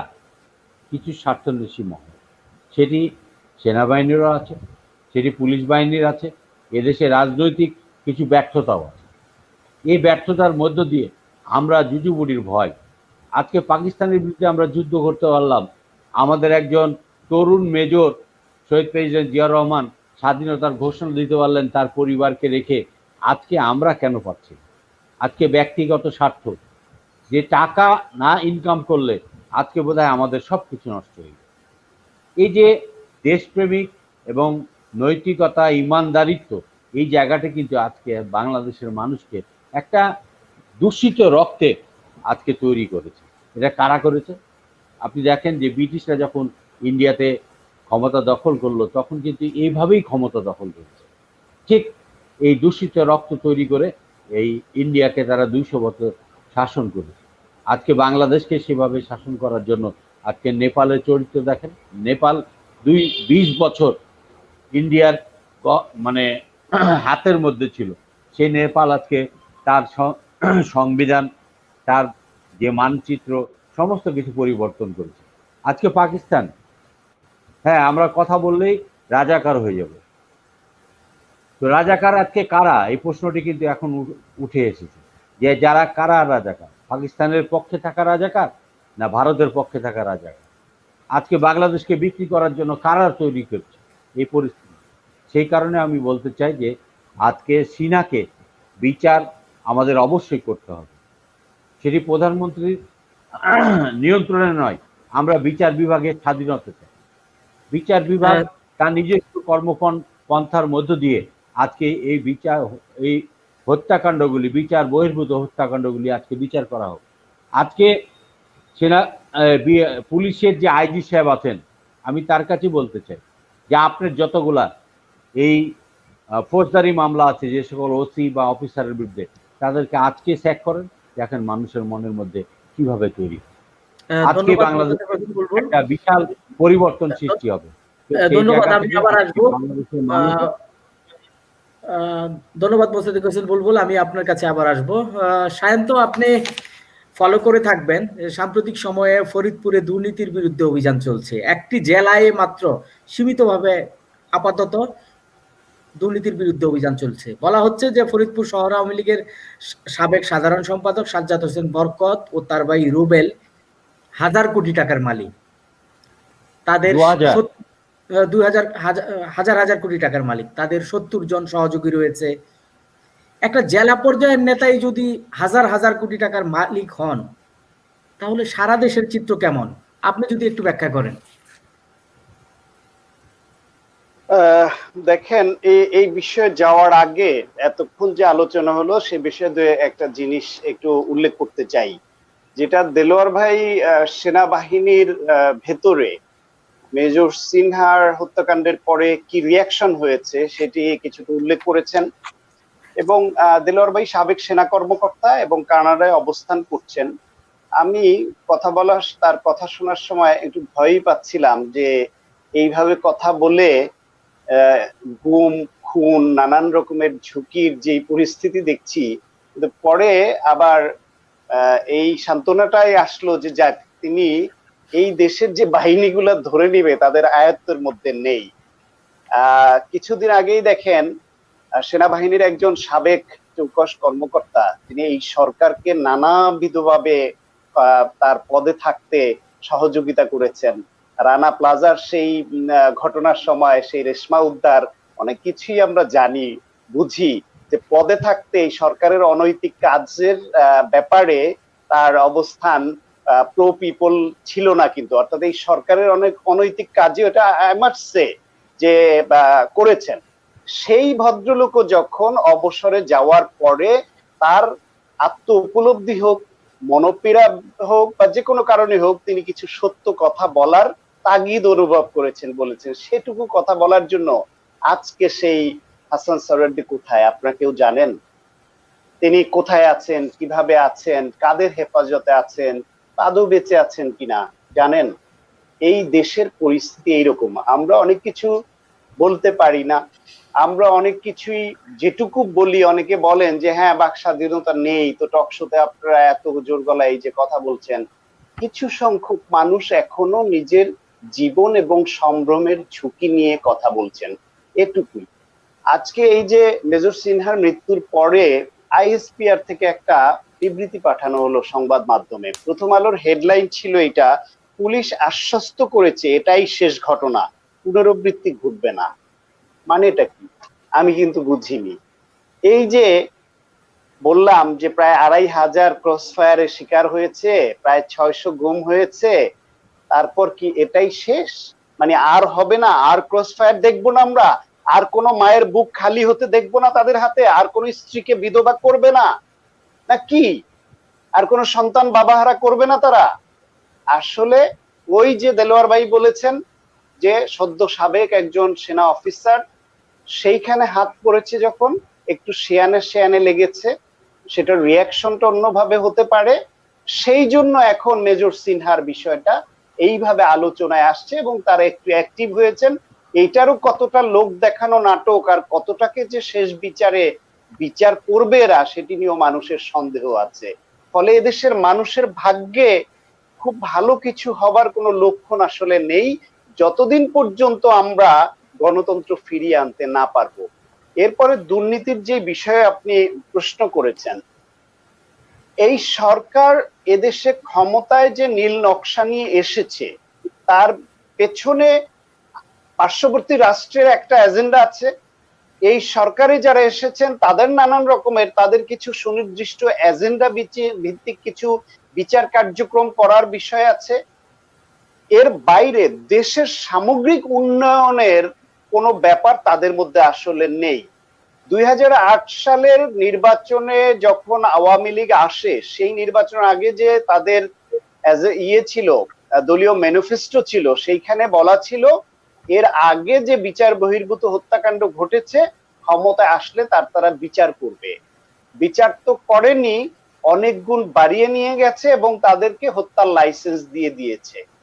পাশাপাশি তারা পরবর্তী যে দুটি নির্বাচন একতরফা ভাবে, একটা বিনা ভোটের হয়েছে 2014 সালে, আর একটা 2018 সালের 30 ডিসেম্বর রাতের ভোট হয়েছে। এই দুইটা রাতের ভোট বিনা ভোট হলেও তাদের কিন্তু একটা নির্বাচনী ম্যানিফেস্টো তারা দিয়েছিল। ওই ম্যানিফেস্টোতে কিন্তু তারা বিচার বহির্ভূত হত্যা রোধ করা হবে, বিচার করা হবে, বন্ধ করা হবে, এই ব্যাপারে কিন্তু কিছু বলেন নাই। অর্থাৎ এটি সরকারের অনুমোদনে হচ্ছে এবং তারা পরিকল্পিতভাবে করছে। এখন যেহেতু বিশেষ এজেন্ডা নিয়ে তারা রাষ্ট্র ক্ষমতায় টিকে আছে, তাদের সবকিছুই লাগামহীন হয়ে পড়েছে। তাদের বড় বড় নেতারা যখন কানাডায় বেগমপাড়ায় টাকা পাঠাতে পারেন, আমলারা পাঠাতে পারেন, বড় বড় কর্মকর্তারা তাদের স্ত্রী সন্তানদের ওইখানে পাঠিয়ে নিরাপদে রেখে দেশের টাকা পাচার করতে পারেন, যখন সুইস ব্যাংকে এত টাকার পাহাড় জমে, তখন তাদের যে পোষ্য বা তাদের অধীনস্থ যে আমলা, প্রশাসনের লোক, রাজনীতিবিদ সবাই দেশে আছেন, তারা মনে করেন যে ওনারা আমাদের উপর ভর করে এত টাকার মালিক হয়ে যাচ্ছে, ফুলে ফেপে উঠছে, এত রং রং দেখাচ্ছে, আমরাও কেন একটু করবো না, কারণ ওনারা তো আমাদের উপর ভর করে এই অনৈতিক কাজগুলি করছেন। এর প্রভাব পড়ে। আপনি দেখবেন যে একটি সমাজে দুর্নীতি, দুঃশাসন যখন কেউ কেউ করে এবং সেটার যখন মানে রোধ না করা হয়, বিচার না হয়, তখন তার প্রভাব কিন্তু অন্য স্তরগুলিতে পড়ে। সিম্পলি আপনি যে কোনো একটা ফ্যামিলিতে দেখবেন, ফ্যামিলির কয়েকটা সন্তানের মধ্যে একটা সন্তান যদি ওয়েল প্রিভিলেজড হয় এবং অনেক কিছুই করে পার পেয়ে যায়, ওই ফ্যামিলির অভিভাবক তাকে শাসনের মধ্যে না আনে, তার প্রভাব কিন্তু তার অন্য ভাইদের উপরে অনেক সময় পড়ে না। ফলে তারা আগে থেকেই খারাপ ছিল না, এই প্রভাবে তারাও নষ্ট হয়ে যায়। এই রাষ্ট্রের অবস্থা ধীরে ধীরে এই পর্যায়ে এই সরকার নিয়ে গেছে। আপনি দুর্নীতির প্রসঙ্গ যদি ওইভাবে আনেন, কয়েকটা উদাহরণ দিলে বুঝতে পারবেন যে দুর্নীতি কোথায় গেছে, কোথায় নিয়ে গেছে রাষ্ট্রটাকে তারা। 2016 সালের 24 জুন প্রথম আলোর একটা সংবাদ শিরোনাম, 10 বছরে পাচার 4.5 লাখ কোটি টাকা, এবং এটা তারা বিভিন্ন তথ্য উপাত্ত দিয়ে দেখিয়েছে। একটু আগে বুলবুল ভাইও বলেছেন। 2016 সালের 27 মার্চ প্রথম আলোর শিরোনাম, 7 বছরে আত্মসাৎ 30,000 কোটি টাকা। এইরকম অসংখ্য রিপোর্ট আপনি পাবেন।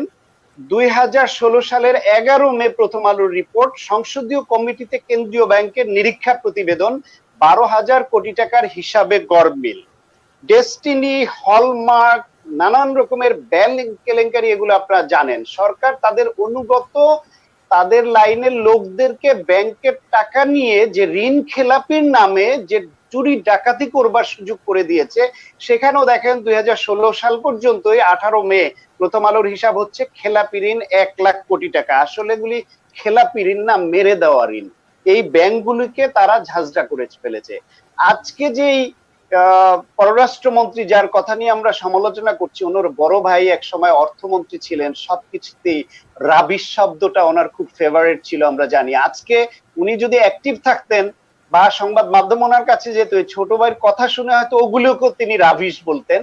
সেই লোক, উনি সরকারের অনেক কিছুতে সংশ্লিষ্ট থাকলেও মাঝে মাঝে একটু সরল মনে অনেক কথা কিন্তু উনি বলে ফেলতেন। এইরকম একটা ধরনের মানুষ ছিলেন উনি। উনি বলছিলেন বিচার প্রশাসন থেকে থানা পর্যন্ত দুর্নীতি বিস্তৃত সর্বত্র। এটা অর্থমন্ত্রী থাকা অবস্থায় 20 মে 2016 সালে প্রথম আলোর সঙ্গে একান্ত সাক্ষাৎকারে বলেছিলেন যে দুর্নীতি দেশের সব জায়গায়। তাহলে একটা সরকারের অর্থমন্ত্রী, গুরুত্বপূর্ণ মন্ত্রী, তিনি আবার বলেছিলেন ব্যাংক কেলেঙ্কারি নিয়ে জাতীয় সংসদে একজন এমপি প্রশ্ন করার পরে যে ব্যাংক খাতগুলোতে যে পুকুর চুরি হচ্ছে এ বিষয়ে, তখন ওই অর্থমন্ত্রী তখন বলেছিলেন যে না মাননীয় সংসদ সদস্য, আপনি ঠিক বলেননি, ভুল বলেছেন, ব্যাংক খাতে পুকুর চুরি হচ্ছে না, হচ্ছে আসলে সাগর চুরি।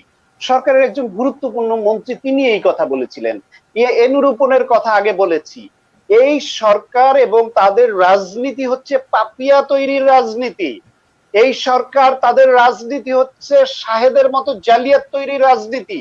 এই সরকার এবং তাদের রাজনীতি হচ্ছে ফরিদপুরের ওই যে দুই ভাইয়ের সিন্ডিকেট, এইরকম রাজনীতি। এইখানে জিকে শামীম যখন ধরা পড়ে হাজার হাজার কোটি টাকা বের হয়, যেখানেই হাত দেওয়া হয়। ক্যাসিনো কেলেঙ্কারি নিয়ে যখন একটা অভিযান চললো, সেই অভিযানে কিছু সংখ্যক চুনোপুঁটি ধরা হলো।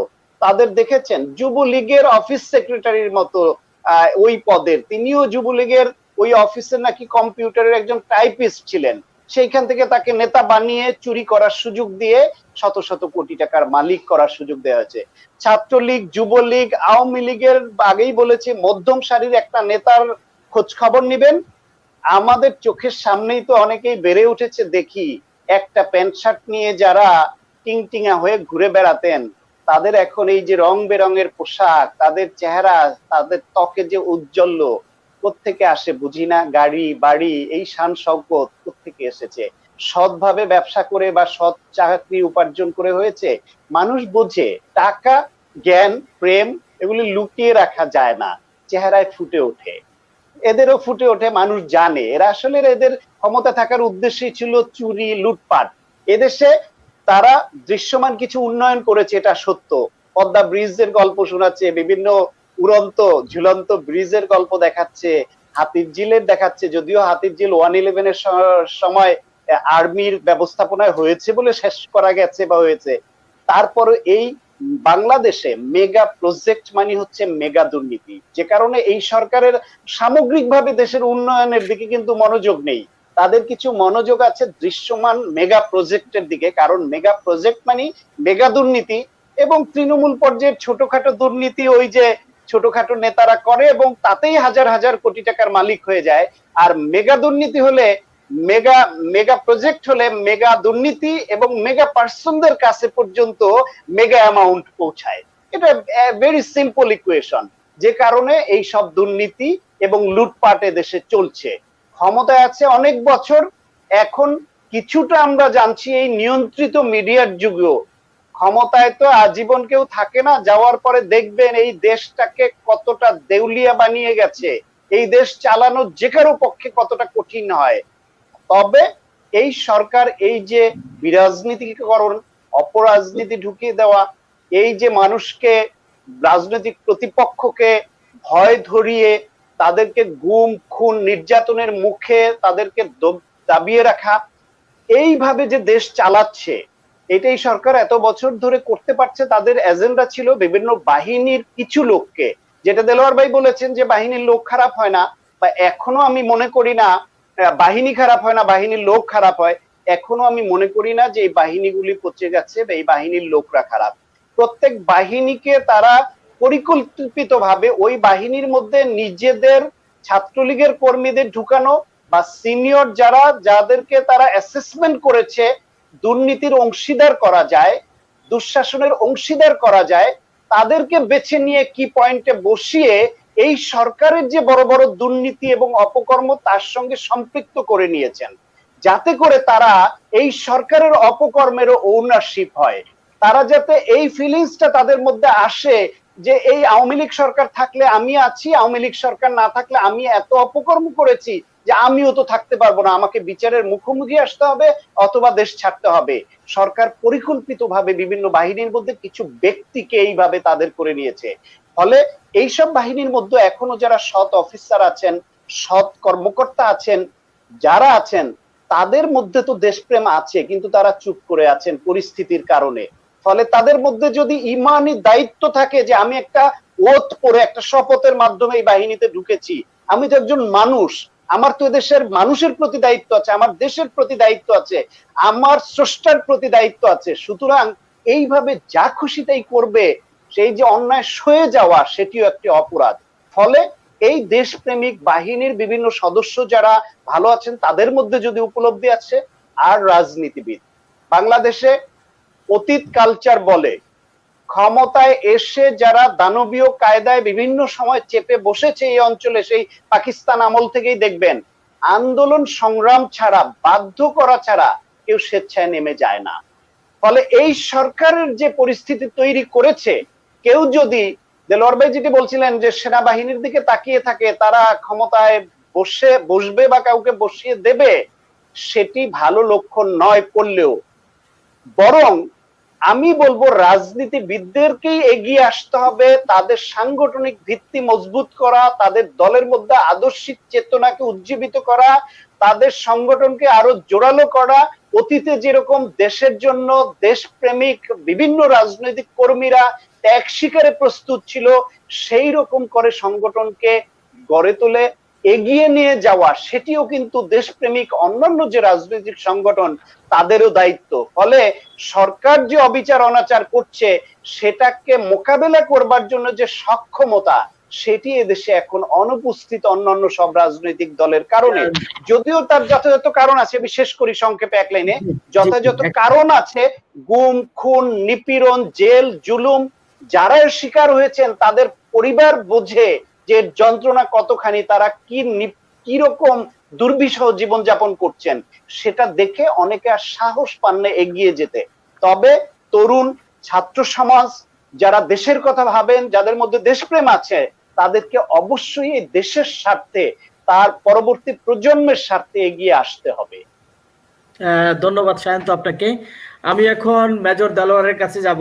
মেজর দেলোয়ার, আপনি জানেন বাংলাদেশে গণতন্ত্র নেই। আপনারা আলোচনায় এই কথাটি বারবার উঠে এসেছে। এটা রাজনীতিবিদ কেন, সাধারণ জনগণ সহ সবাই জানেন।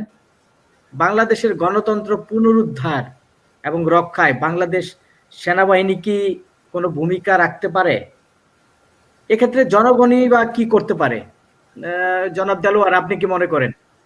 জি, কিছুক্ষণ আগে একজন দর্শক এই প্রশ্নটা করেছেন, আমি আসলে উত্তরটাই দিতে চাচ্ছিলাম যে আমাদের কি করা উচিত। আসলে বাংলাদেশের জনগণ কিন্তু তাকিয়ে আছে একটা লিডারশিপের দিকে, তাদের একটা নেতৃত্ব দরকার, যেটা বাংলাদেশে 100% মিসিং। কোনো নেতৃত্ব নেই। বয়স্ক যারা আগে রাজনীতি করেছেন, যারা ভালো, তুলনামূলকভাবে ভালো, তারা একটা বয়সে পৌঁছে গেছেন, সারা পৃথিবীর দিকে তাকিয়ে দেখেন, এখন কিন্তু নেতৃত্ব সব ইয়াং। আমাদের জাস্টিন ট্রুডো ইয়াং, চারিদিকে তাকিয়ে দেখেন ইয়াংরা, শিক্ষিত এবং ইয়াংরা দায়িত্ব নিচ্ছে। আর আমাদের রাজনীতিবিদদের যেন কোনো এক্সপায়ারি ডেট নেই, এরা চলছে তো চলছেই, এদের কোনো পচনশীলতা নেই। এদেরকে ফ্রিজে রেখে সারা বাংলাদেশ এদেরকে দিয়েই চলছে। এক একজন প্রধানমন্ত্রী হচ্ছেন 3বার 4বার করে, কোনো এক্সপায়ারি ডেট নেই। দয়া করে এখন ওরা তো জায়গা দিবে না এদেরকে না সরালে। তাই আমি জনগণের উদ্দেশ্যে বলবো, আপনি বলেছেন প্রথম সেনাবাহিনী, ইয়েস অফকোর্স সেনাবাহিনীর দায়িত্ব আছে, যেটা আমি আগে বলেছি। সেনাবাহিনীর উচিত হবে নিজ দায়িত্ব পালন করা, কোনো দলকেই সমর্থন না করা। সেনাবাহিনীর উচিত হবে শুধুমাত্র সংবিধানকে সমর্থন করা। এছাড়া অন্য কিছু সমর্থন করা মানেই হচ্ছে অবৈধ। আর জনগণকে বলবো, পৃথিবীতে কোনো দেশ ফেসবুকে বসে স্বাধীন হয় নাই বা মুক্ত হয় নাই, স্বৈরাচারের হাত থেকে মুক্ত হয় নাই। রাস্তায় নামতে হয়েছে, জীবন দিতে হয়েছে, আন্দোলন করতে হয়েছে। দেখেন হংকংয়ে বাসের ভাড়া বাড়ালো সামান্য কয়েক সেন্টস, তাতেই সমস্ত হংকংবাসী যাদের বড় বড় দামি দামি গাড়ি আছে তারাও রাস্তায় নেমে আসলেন প্রতিবাদ জানাতে। সরকার বাধ্য হলো সেই ভাড়া আবার তুলে নিয়ে আগের জায়গায় নিয়ে যেতে। বাংলাদেশের দিকে তাকিয়ে দেখেন, বিদ্যুতের দাম বছরে 4বার বাড়ায়, গ্যাসের দাম বাড়ায় 4বার, কিন্তু সব জনগণ মায়ের খাবে, ঘরের মাঝখানে কানবে, তারপরে প্রতিবাদ করবে না। এই যে বাঙালি জাতির অ্যাটিচিউডটা, গোলামি স্বীকার করে না, এটা কিন্তু লর্ড ক্লাইভ তার ডায়েরিতে লিখে গেছেন। যখন সিরাজউদ্দৌলাকে জুতার মালা পরিয়ে মারতে মারতে নিয়ে যাওয়া হচ্ছিল, লর্ড ক্লাইভ লিখেছেন ওনার ডায়েরিতে, দুই পাশে যতগুলা বাঙালি দাঁড়িয়ে ছিল তারা যদি হাতে একটা করে ঢিল নিয়ে ছুঁড়ে মারত, লর্ড ক্লাইভকে তার 3000 আদরের দুলারি সৈনিক নিয়ে, অফিসার নিয়ে ভারত ছেড়ে পালাতে হতো। কিন্তু তখন সিরাজউদ্দৌলার 40,000 ইনফ্যান্ট্রি আর 10,000 অশ্বারোহী বাহিনী ছিল, 50,000, কোনো কাজে আসে নাই। মানুষ চারিদিকে দাঁড়িয়ে দাঁত কেলিয়ে হেসেছে। তার 250 বছর পরে দেখেন, মা তার সন্তানকে স্কুল থেকে আনতে গেছে, সেই মাকে ছেলে ধরা বলে মানুষ পিটিয়ে মারছে, আর একদল কুকুর চতুর্দিকে দাঁড়িয়ে ভিড় করে মোবাইলে ছবি তুলছে। মা যখন বুঝতে পারলো যে সে মরে যাচ্ছে, তার কথা আর কেউ বিশ্বাস করছে না, পানি চাইতে চাইতে তার চোখের দিকে তাকিয়ে আমি কেঁদেছি। মানুষ দাঁড়িয়ে গোল করে দাঁড়িয়ে ছবি তুলছিল। কি অসহায় একটা মানুষ, কতটুকু অসহায়ত্ব হলে এইভাবে চোখ খুলে তাকিয়েছিল, মুখে কোনো কথা ছিল না, তার মৃত্যু চোখের সামনে দেখছে। 250 বছর পরেও বাঙালি জাতি সেই চরিত্র, হেসে হেসে গোলামি বরণ করে নেয়।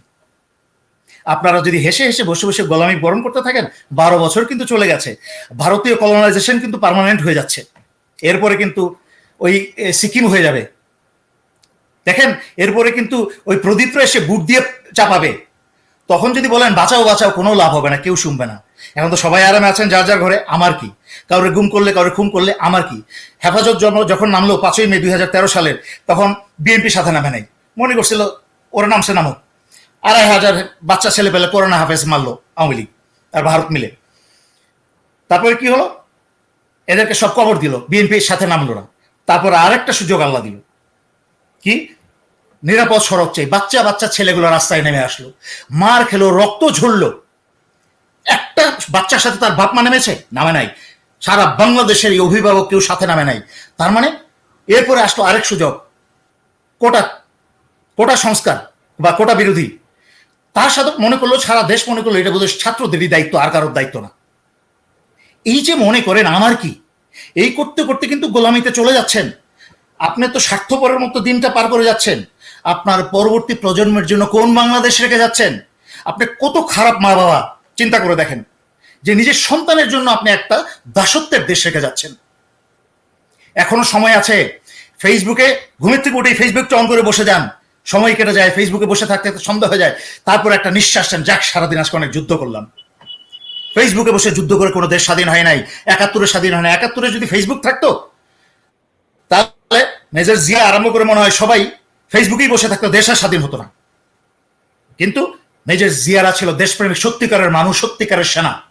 আর এখন হচ্ছে সবাই না। ওই যে একটু বলছিলাম সেনাবাহিনী খারাপ হয় না, সেনাবাহিনীর 80% অফিসারের, আমি জানি আমার সাথে অনেক জুনিয়র ইয়াং অফিসার যোগাযোগ করে, স্যার কি করব? আমি বলি চুপচাপ থাকো, নিজের দায়িত্ব পালন করো, মাথা গরম করো না। কিন্তু বিক্রি হয় সেনাবাহিনীর উপরের লেভেলের কয়েকটা হাতে গোনা সিনিয়র অফিসাররা, তারা নিজের আত্মা বিক্রি করে দেয়, দেশ বিক্রি করে দিতে দ্বিধা করে না। আর সাফার করে হচ্ছে সমগ্র সেনাবাহিনী, সেনাবাহিনীর হয় বদনাম। ঠিক একইভাবে জনগণের দায়িত্ব গণতন্ত্র ফিরিয়ে আনা, সেনাবাহিনীর দায়িত্ব হবে। আপনার দায়িত্ব পালন করেন, কোনো সরকারকে সমর্থন করেন না। আপনি প্রথম আপনি এই দেশের জনগণ, তারপর সেনাবাহিনী। আপনার দেশের এবং জনগণের উপর আপনার দায়িত্ব আছে। মানুষ আপনাকে আস্থা এখনো বিশ্বাস করে। দেখেন, যখন একটা সিভিলিয়ান কখনো গুম হয় বা মেরে ফেলে, এইভাবে পুলিশ মেরে ফেলে, যেটা শত শত মেরেছে অলরেডি, কখনো দেখেছেন সেনাবাহিনী অফিসার ওইটা নিয়ে রাগ প্রকাশ করেছে, তার ফেসবুকে প্রোফাইলে ছবি দিয়েছে? কখনো দেয় নাই। লজ্জা করেন। আজকে দেখেন বাংলাদেশের সমস্ত ইয়াং ছেলেপেলে সিনহাকে তাদের প্রতীক হিসেবে নিয়েছে, তাদের বুকে রক্তক্ষরণ হচ্ছে, তাদের প্রোফাইল পিকচার চেঞ্জ করে সিনহার ছবি দিয়েছে। বিচারের দাবিতে তারা রাস্তা আন্দোলন করছে। সেনাবাহিনীর একটা অবসরপ্রাপ্ত, সার্ভিং বাদ দিলাম, আমি সার্ভিং অফিসারকে কখনোই চাইব না তারা রাস্তায় নামুক, কারণ এটা তাদের শোভা পায় না, একটা ডিসিপ্লিন ফোর্স। কিন্তু একটা অবসরপ্রাপ্ত অফিসার রাস্তায় নেমে বক্তৃতা দিয়েছে? দেয় নাই। আরে আমি কথা বলি বলে আমার কোর্সমেট, আমার বন্ধু বান্ধব সব চলে গেছে, আমার শত্রু বেশি এখন বন্ধুর চেয়ে। আমার বন্ধু হলো বাংলাদেশের ইয়াং জেনারেশনের জনগণ। এরা এরা আমার কাছে সাহস পায়। এবং আমি, বিশ্বাস করবেন না, আমার কাছে এমন শত শত মেসেজ এসছে, আমি নাম বলবো না কোত্থেকে এসছে। আমি আবার আশার আলো দেখছি, এই বাংলাদেশ স্বাধীন হবে, এই বুড়ারা বিদায় হবে। এই সব বুড়া বলতে আমি বয়স্কদের অসম্মান করছি না, এই বদ বুড়াগুলা, যেগুলা এক কাপ চা দিয়ে যাদেরকে কিনে ফেলা যায়। আপনি এই ইয়াং জেনারেশন বিভিন্ন একাডেমি থেকে বিভিন্ন জায়গায় যোগাযোগ করেছে, স্যার আমি বলেছি চুপচাপ যে পড়াশোনা করো পড়াশোনা করো, সময় আসলে যা করবো, যেটাই করছো বুকের মাঝখানে দেশের ভালোবাসা রাখবা, আর চোখ রাখবা দেশ বিরোধী যত এলিমেন্ট আছে এদের দিকে চোখ রাখবা। যখন সময় আসে এদেরকে পাকড়াও করবা। এখন সময় আসছে দেশকে মুক্ত করার। ঘরে বসে স্বার্থপরের মতো ঘরের মধ্যে বসে থাকা যাবে না, আন্দোলন করতে হবে, রাস্তায় নামতে হবে। আমিও আসবো ইনশাল্লাহ দেশে এক সময়, তখনই আসবো বিদেশে আর ফেরত আসার বা আমার বউ বাচ্চার কাছে বিদায় নিয়েই আসবো। যে কারণ যখন আসছে ওই জিয়া রহমানের মতোই আসতে হবে, যে আমি হয়তো বা জীবিত আর ফিরতে পারবো না, তবে ইনশাল্লাহ দেশকে মুক্ত করেই ছাড়বো। ধন্যবাদ। ধন্যবাদ মেজর দেলোয়ার আপনার গঠনমূলক কথার জন্য।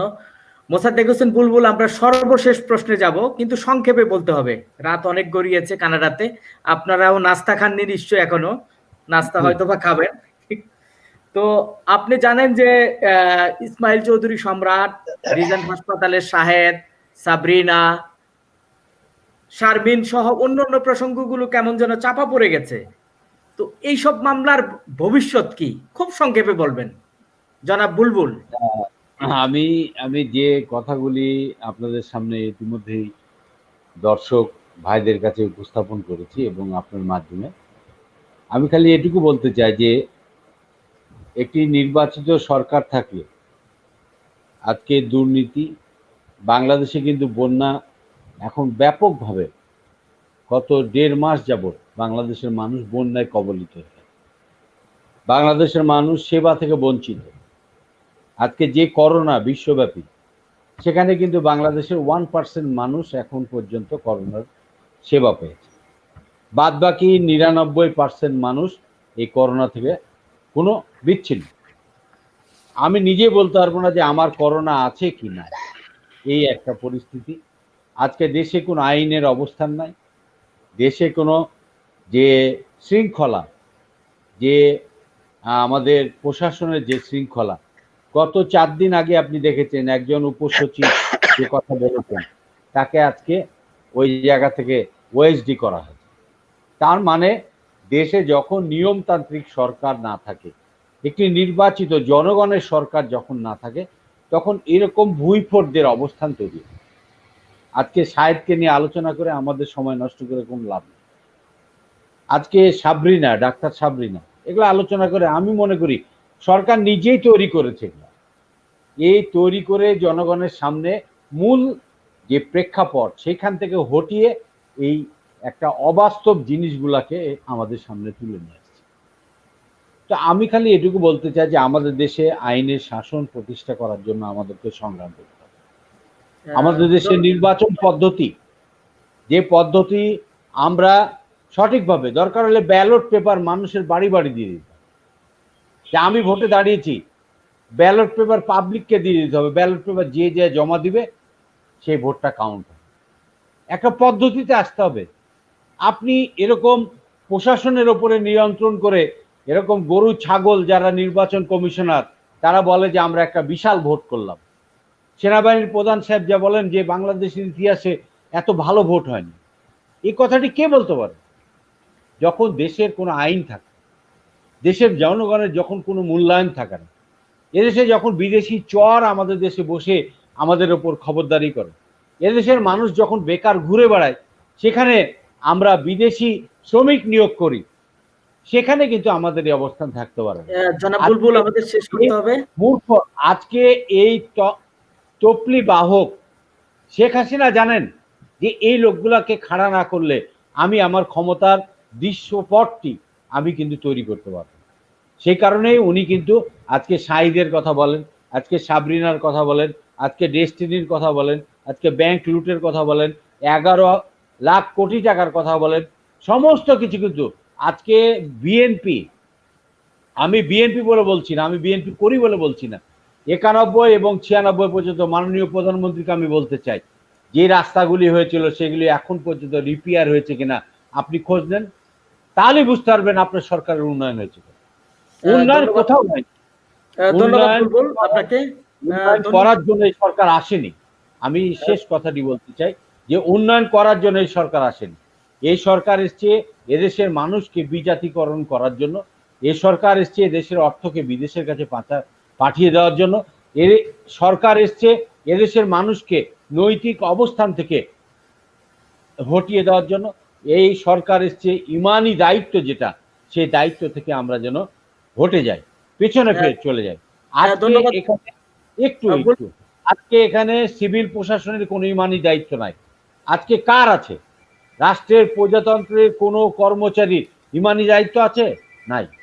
আজকে আমরা যারা রাজনৈতিক কর্মী, যারা রাষ্ট্রীয়ভাবে সেবা রাজনীতি করি, নিজের করে তাদের আত্মত্যাগের মধ্য দিয়ে আমি খালি বলবো যে আপনারা আসুন, সবাই মিলে রাস্তায় নামি এবং এই সরকারকে অবৈধভাবে বিজেপির সামনে আজকে বিএসএফ গুলি করে চলে যাচ্ছে আর আপনি হ্যান্ডশিপ করছেন, এরকম রাষ্ট্র আমরা চাই না। আমরা চাই একটা দেশপ্রেমিক, একটা এদেশের মানুষকে উজ্জীবিত করার মতো একটা রাষ্ট্র আমরা তৈরি করতে চাই, যেখানে আইনের শাসন থাকবে, যেখানে বিচার বিভাগ, যেখানে নির্বাচন পদ্ধতি থাকবে, মানুষের অধিকার থাকবে, সাংবাদিকদের কথা বলার অধিকার থাকবে, সেরকম একটি রাষ্ট্র আমরা তৈরি করতে চাই। আমি যারা আমাদের বয়সের আছেন, আমাদের ছোটরা আছেন, আমি বলবো যে অর্থের দিকে না তাকিয়ে আমাদের সম্পদকে কাজে লাগান। বাংলাদেশ একটা হীরার দেশ, এই মাটিতে আপনি যা লাগাবেন তাই হবে। সেহেতু বাংলাদেশের মানুষকে তৈরি করার জন্য আমাদের একটা নেতৃত্বের প্রয়োজন, একটা ডাকের প্রয়োজন, গণতন্ত্রের মুক্ত পাক, স্বৈরাচার মুক্ত পাক, গণতন্ত্রকে মুক্তি পাক, এই স্লোগান এখন আমাদেরকে দিতে হবে। তাহলে আমরা বাংলাদেশকে তৈরি করতে পারবো। আজকে তলাবিহীন জুড়িতে আবার পরিণত হয়েছে বাংলাদেশ, সেই বাংলাদেশকে তুলে আবার বাংলাদেশকে বিশ্বের মানচিত্রে আবার তৈরি করতে হবে। ধন্যবাদ। ধন্যবাদ বুলবুল আপনাকে। আমি ডাক্তার সায়ন্ত আপনার কাছে সংক্ষেপে জানতে চাবো, আপনি সম্প্রতি দেখছেন যে অডিও টেপ ভিডিও ফাঁস হচ্ছে, কখনো কখনো জঙ্গি আটকের ঘটনা ঘটছে, কখনো ক্রস ফায়ারের মতো ঘটনা ঘটছে। এগুলো কি মানে আকস্মিকভাবেই ঘটছে নাকি সরকারের বানানো কোনো নাটক? আপনি কি মনে করেন, যদি সংক্ষেপে কি বলেন? জি, এটা মানে সাম্প্রতিক কালেই ঘটছে তা না, আগে থেকেও ঘটেছে। আপনি দেখবেন যে এই সরকার আসার পরে তাদের অনুগত কিছু টিভি চ্যানেলের মাধ্যমে বিভিন্ন ব্যক্তিকে চরিত্র হনন, সেটা নিঃসন্দেহে বিরোধী দলের বিরোধী মতের যে নেতারা আছেন তাদের বিভিন্ন টেলিফোনের কথোপকথন তারা ফাঁস করে এইভাবে মানুষকে শোনাতো। আর তার সবগুলোই আবার সবসময় সঠিকও হতো না, ফ্যাব্রিকেটেড বা বানানো, বা অন্যের কথাকে একজনের কথাকে আরেকজনের নামে চালিয়ে দিয়ে এইভাবে করতো। আবার কিছু কিছু আছে এরকম বিভিন্ন যখন ঘটনা ঘটে তার একটা মোটিভ তৈরি হয়, তার ফ্লোটাকে নির্দিষ্ট দিকে নেবার জন্য সরকার বা তাদের বিভিন্ন এজেন্সি তাদের মাধ্যমেই আসে বলে আমার ধারণা। না হলে সংবাদ মাধ্যমের লোকদেরকে এগুলি কিন্তু পাওয়ার কথা না। কথা হলো সংবাদ মাধ্যমে অসমর্থিত সূত্রে আজকে যে বিভিন্ন ব্যক্তির যে অডিও ভিডিও যে প্রচার হচ্ছে সেগুলি তারা পাচ্ছেন কোথায়, এইটার কিন্তু জবাবদিহি নয়। হ্যাঁ, সংবাদ মাধ্যমে এরকম একটা বিষয় অনেক সময় থাকে যে তারা সবসময় সোর্স ডিসক্লোজ করতে বাধ্য নন, কিন্তু এইরকম বিষয়গুলো কতটা নৈতিক এবং অনৈতিক এবং এর উদ্দেশ্য কি সেগুলি নিয়ে কিন্তু প্রশ্ন আছে। এবং একটা উদাহরণ দিই আপনাকে, যে 111 সরকারের সময় সংবাদ মাধ্যমে যেই রকম সংবাদ পরিবেশন করা হতো সেটা নিয়ে পরবর্তীকালে ডেইলি স্টারের সম্পাদক মাহফুজ আনাম সাহেব একটি টিভি টক শোতে বলেছিলেন যে সেনা অধিদপ্তর বা আইএসপিআর বা বিভিন্ন জায়গা থেকে তাদের কাছে অনেক সময় যেসব সংবাদ পাঠানো হতো সেগুলো যাচাই বাছাই না করে অনেক সময় তারা ছাপতে বাধ্য হয়েছেন বা ছেপেছেন। এই কথা বলার পরে তার নামে কিন্তু আওয়ামী লীগের বিভিন্ন অঙ্গ সংগঠন তারা এবং আওয়ামী সরকারের তরফ থেকে বাংলাদেশের সমস্ত জেলায় মামলার পর মামলা করা হয়েছে। অনেকে তার নিন্দা করেছেন, বিচার চেয়েছেন, জাতীয় সংসদে পর্যন্ত বিচার চেয়েছেন। কিন্তু এখন যারা শুধুমাত্র বিএনপি নেত্রী, বিএনপির বিভিন্ন গুরুত্বপূর্ণ নেতা বা ভিন্ন মতের অন্য নেতা, তাদের যে অডিও ভিডিও ফাঁস করে যে ছেড়ে দিয়ে চরিত্র হনন করা বা তাদেরকে বিভিন্নভাবে উপস্থাপন করার কাজটি করছেন, তারাও ঠিক সেই একই রকম ভুল করছেন কিনা সেটি তাদের ভেবে দেখা দরকার। কারণ আপনি দেখবেন এ পর্যন্ত সরকারি দলের কোনো গুরুত্বপূর্ণ কোনো নেতা কিংবা সরকারের গুরুত্বপূর্ণ কোনো ব্যক্তি আমলা তারা কি টেলিফোনে কথা বলেন না? তারা কি সাধু সন্ন্যাসীর মতো আলোচনা করেন সব? তাদের কোনো কিছুই কেন ফাঁস হয় না, শুধুমাত্র ভিন্ন মতেরটাই ফাঁস হয় কেন? এই প্রশ্নগুলি মানুষের মনে যাচ্ছে এবং এটা অন্যায়। আর বিভিন্ন ঘটনায় আগেও বলেছি, একটা ফ্লো তৈরি করার জন্য আপনি দেখবেন যে একজন মানুষ যখন এইরকম গ্রেপ্তার হয়, রিমান্ডে নেওয়া হয়, তখন নানান অসমর্থিত সূত্রে সংবাদ মাধ্যমে অনেক রকমের গল্প রচিত হয়। সেই গল্পের কতটা সত্য আর কতটা কোন দিকে গোয়েন্দা বিভাগ বা সরকার বা তাদের এজেন্ডা বাস্তবায়নের জন্য একটা ফ্লো তৈরি করতে চায় সেই উদ্দেশ্যে এই খবরগুলি ছাড়া হয়, সেটি নিয়েও মানুষের মধ্যে সন্দেহ আছে। ফলে এর নানান রকমের ক্ষতিকর দিক আছে। আমি বলবো অতীতে করে অনেকে ক্ষতির সম্মুখীন হয়েছেন এবং কালচার নষ্ট করেছেন। এখন যারা করছেন তারা হয়তো এখন সরকার বা বিশেষ কোনো বাহিনীর পৃষ্ঠপোষকতা পাচ্ছেন বলে মনে করছেন যা খুশি তাই করা যায়, কিন্তু সব সময় তো দেশ একভাবে চলে না। তাদেরও উচিত একটু নিয়মের মধ্যে আসা, একটু বিবেক দিয়ে, একটু বুদ্ধি দিয়ে সৎভাবে কাজ করা। ধন্যবাদ সায়ন্ত আপনাকে। আমি মেজর দালু আর আপনার মাধ্যমে শেষ প্রশ্নে যাব। আপনি সবাই বলেন যে বাংলাদেশ এই মুহূর্তে একটি পুলিশি রাষ্ট্র। এই মুহূর্তে যদি আপনি পুলিশের কার্যকলাপ এবং সাধারণ জনগণের উপর পুলিশের শাসনের প্রভাব সম্পর্কে বলেন, সর্বশেষ আপনি খুব সংক্ষেপে বলেন, জনাব দেলোয়ার হোসেন। জি, থ্যাংক ইউ। একদম ডিরেক্টলি বলছি, যেহেতু বাংলাদেশ পুলিশ বর্তমানে পৃথিবীর সবচেয়ে খারাপ পুলিশ বাহিনীর মাঝখানে পরিণত হয়েছে। বিকজ জনগণের কোনো আস্থা নাই, এরা জনগণের বন্ধু না হয়ে জনগণের শত্রু হয়েছে। ওদেরকে নিজের পরিবারের লোকেই বিশ্বাস করে না। এবং আপনি যদি তাকিয়ে দেখেন যে পুলিশ যারা প্রশাসন যারা চালাচ্ছে তাদের চরিত্রের দিকে তাকিয়ে দেখেন, ব্যক্তিগত চরিত্র এবং তাদের ইতিহাস ঘাটিয়ে দেখেন কি ধরনের ভয়ঙ্কর চরিত্রের লোকজন যারা চালাচ্ছে। সুতরাং যদি গোড়ায় পচন থাকে আপনি উপরে সাফ করার চেষ্টা করে লাভ নেই। পুলিশ বাহিনী একসময় স্বাধীনতার যুদ্ধে তাদের অবদান ছিল এবং স্বাধীনতার পরেও কিন্তু পুলিশ বাহিনী অত্যন্ত একটা সুন্দর বাহিনী ছিল।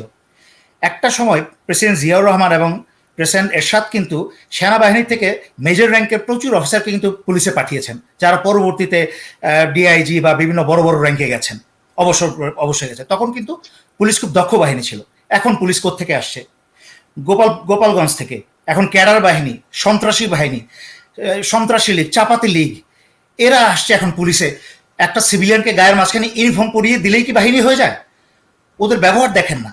একটা পুলিশের পক্ষে সম্ভব একটা দাড়িওয়ালা হুজুর বা একটা সাধারণ মানুষ, একটা গরিব মানুষ, একটা 70 বছরের, একটা 80 বছর একটা বয়স্ক লোকের বুকের উপরে পা দিয়ে দাঁড়ানো বুট দিয়ে? একটা অত্যন্ত কাপুরুষ শুধুমাত্র দুর্বলের সাথে এমন ব্যবহার করে। আপনি দেখবেন যেসব পুরুষ কাপুরুষ তারা দুর্বলের সাথে এবং মহিলাদের সাথে খারাপ ব্যবহার করে, গায়ে হাত তুলে। সুপুরুষ শক্তিশালী কোনো পুরুষ এটা করতে পারে না। আমাদের পুলিশ বাহিনী হয়ে গেছে একটা কাপুরুষ বাহিনী। সুতরাং তাদের চরিত্র এখনো সময় আছে। বেনজির থেকে আরম্ভ করে আমি সবাইকে বলবো পুলিশ বাহিনী লাইনে আসেন, ডিসিপ্লিন ঠিক করেন। আদারওয়াইজ এই দিন না আরো দিন আছে, এই দিন নিয়ে যাবে সেই দিনের কাছে। জনগণ যখন একবার বাঙালির ইতিহাসে কিন্তু আছে, জনগণ যখন বাঙালি মাঝখানে স্ফুলিঙ্গ উঠে যদি একবার আগুন জ্বলে উঠে, এই আগুনে কিন্তু সবাই পুড়বেন। ভালো হয়ে যান। ধন্যবাদ আপনাকে সবাইকে, ধন্যবাদ। জনাব মোসাদ্দেক হোসেন বুলবুল, সাখাওয়াত হোসেন সায়ন্ত, দেলোয়ার হোসেন, আপনারা কষ্ট করে আপনাদের মূল্যবান সময় দিয়েছেন, এজন্য অশেষ ধন্যবাদ জানাচ্ছি। আপনারা সবাই ভালো থাকবেন। কানাডায় শুভরাত্রি, বাংলাদেশে শুভ সকাল। ধন্যবাদ সবাইকে। ধন্যবাদ আপনাকেও। সবাইকে ধন্যবাদ।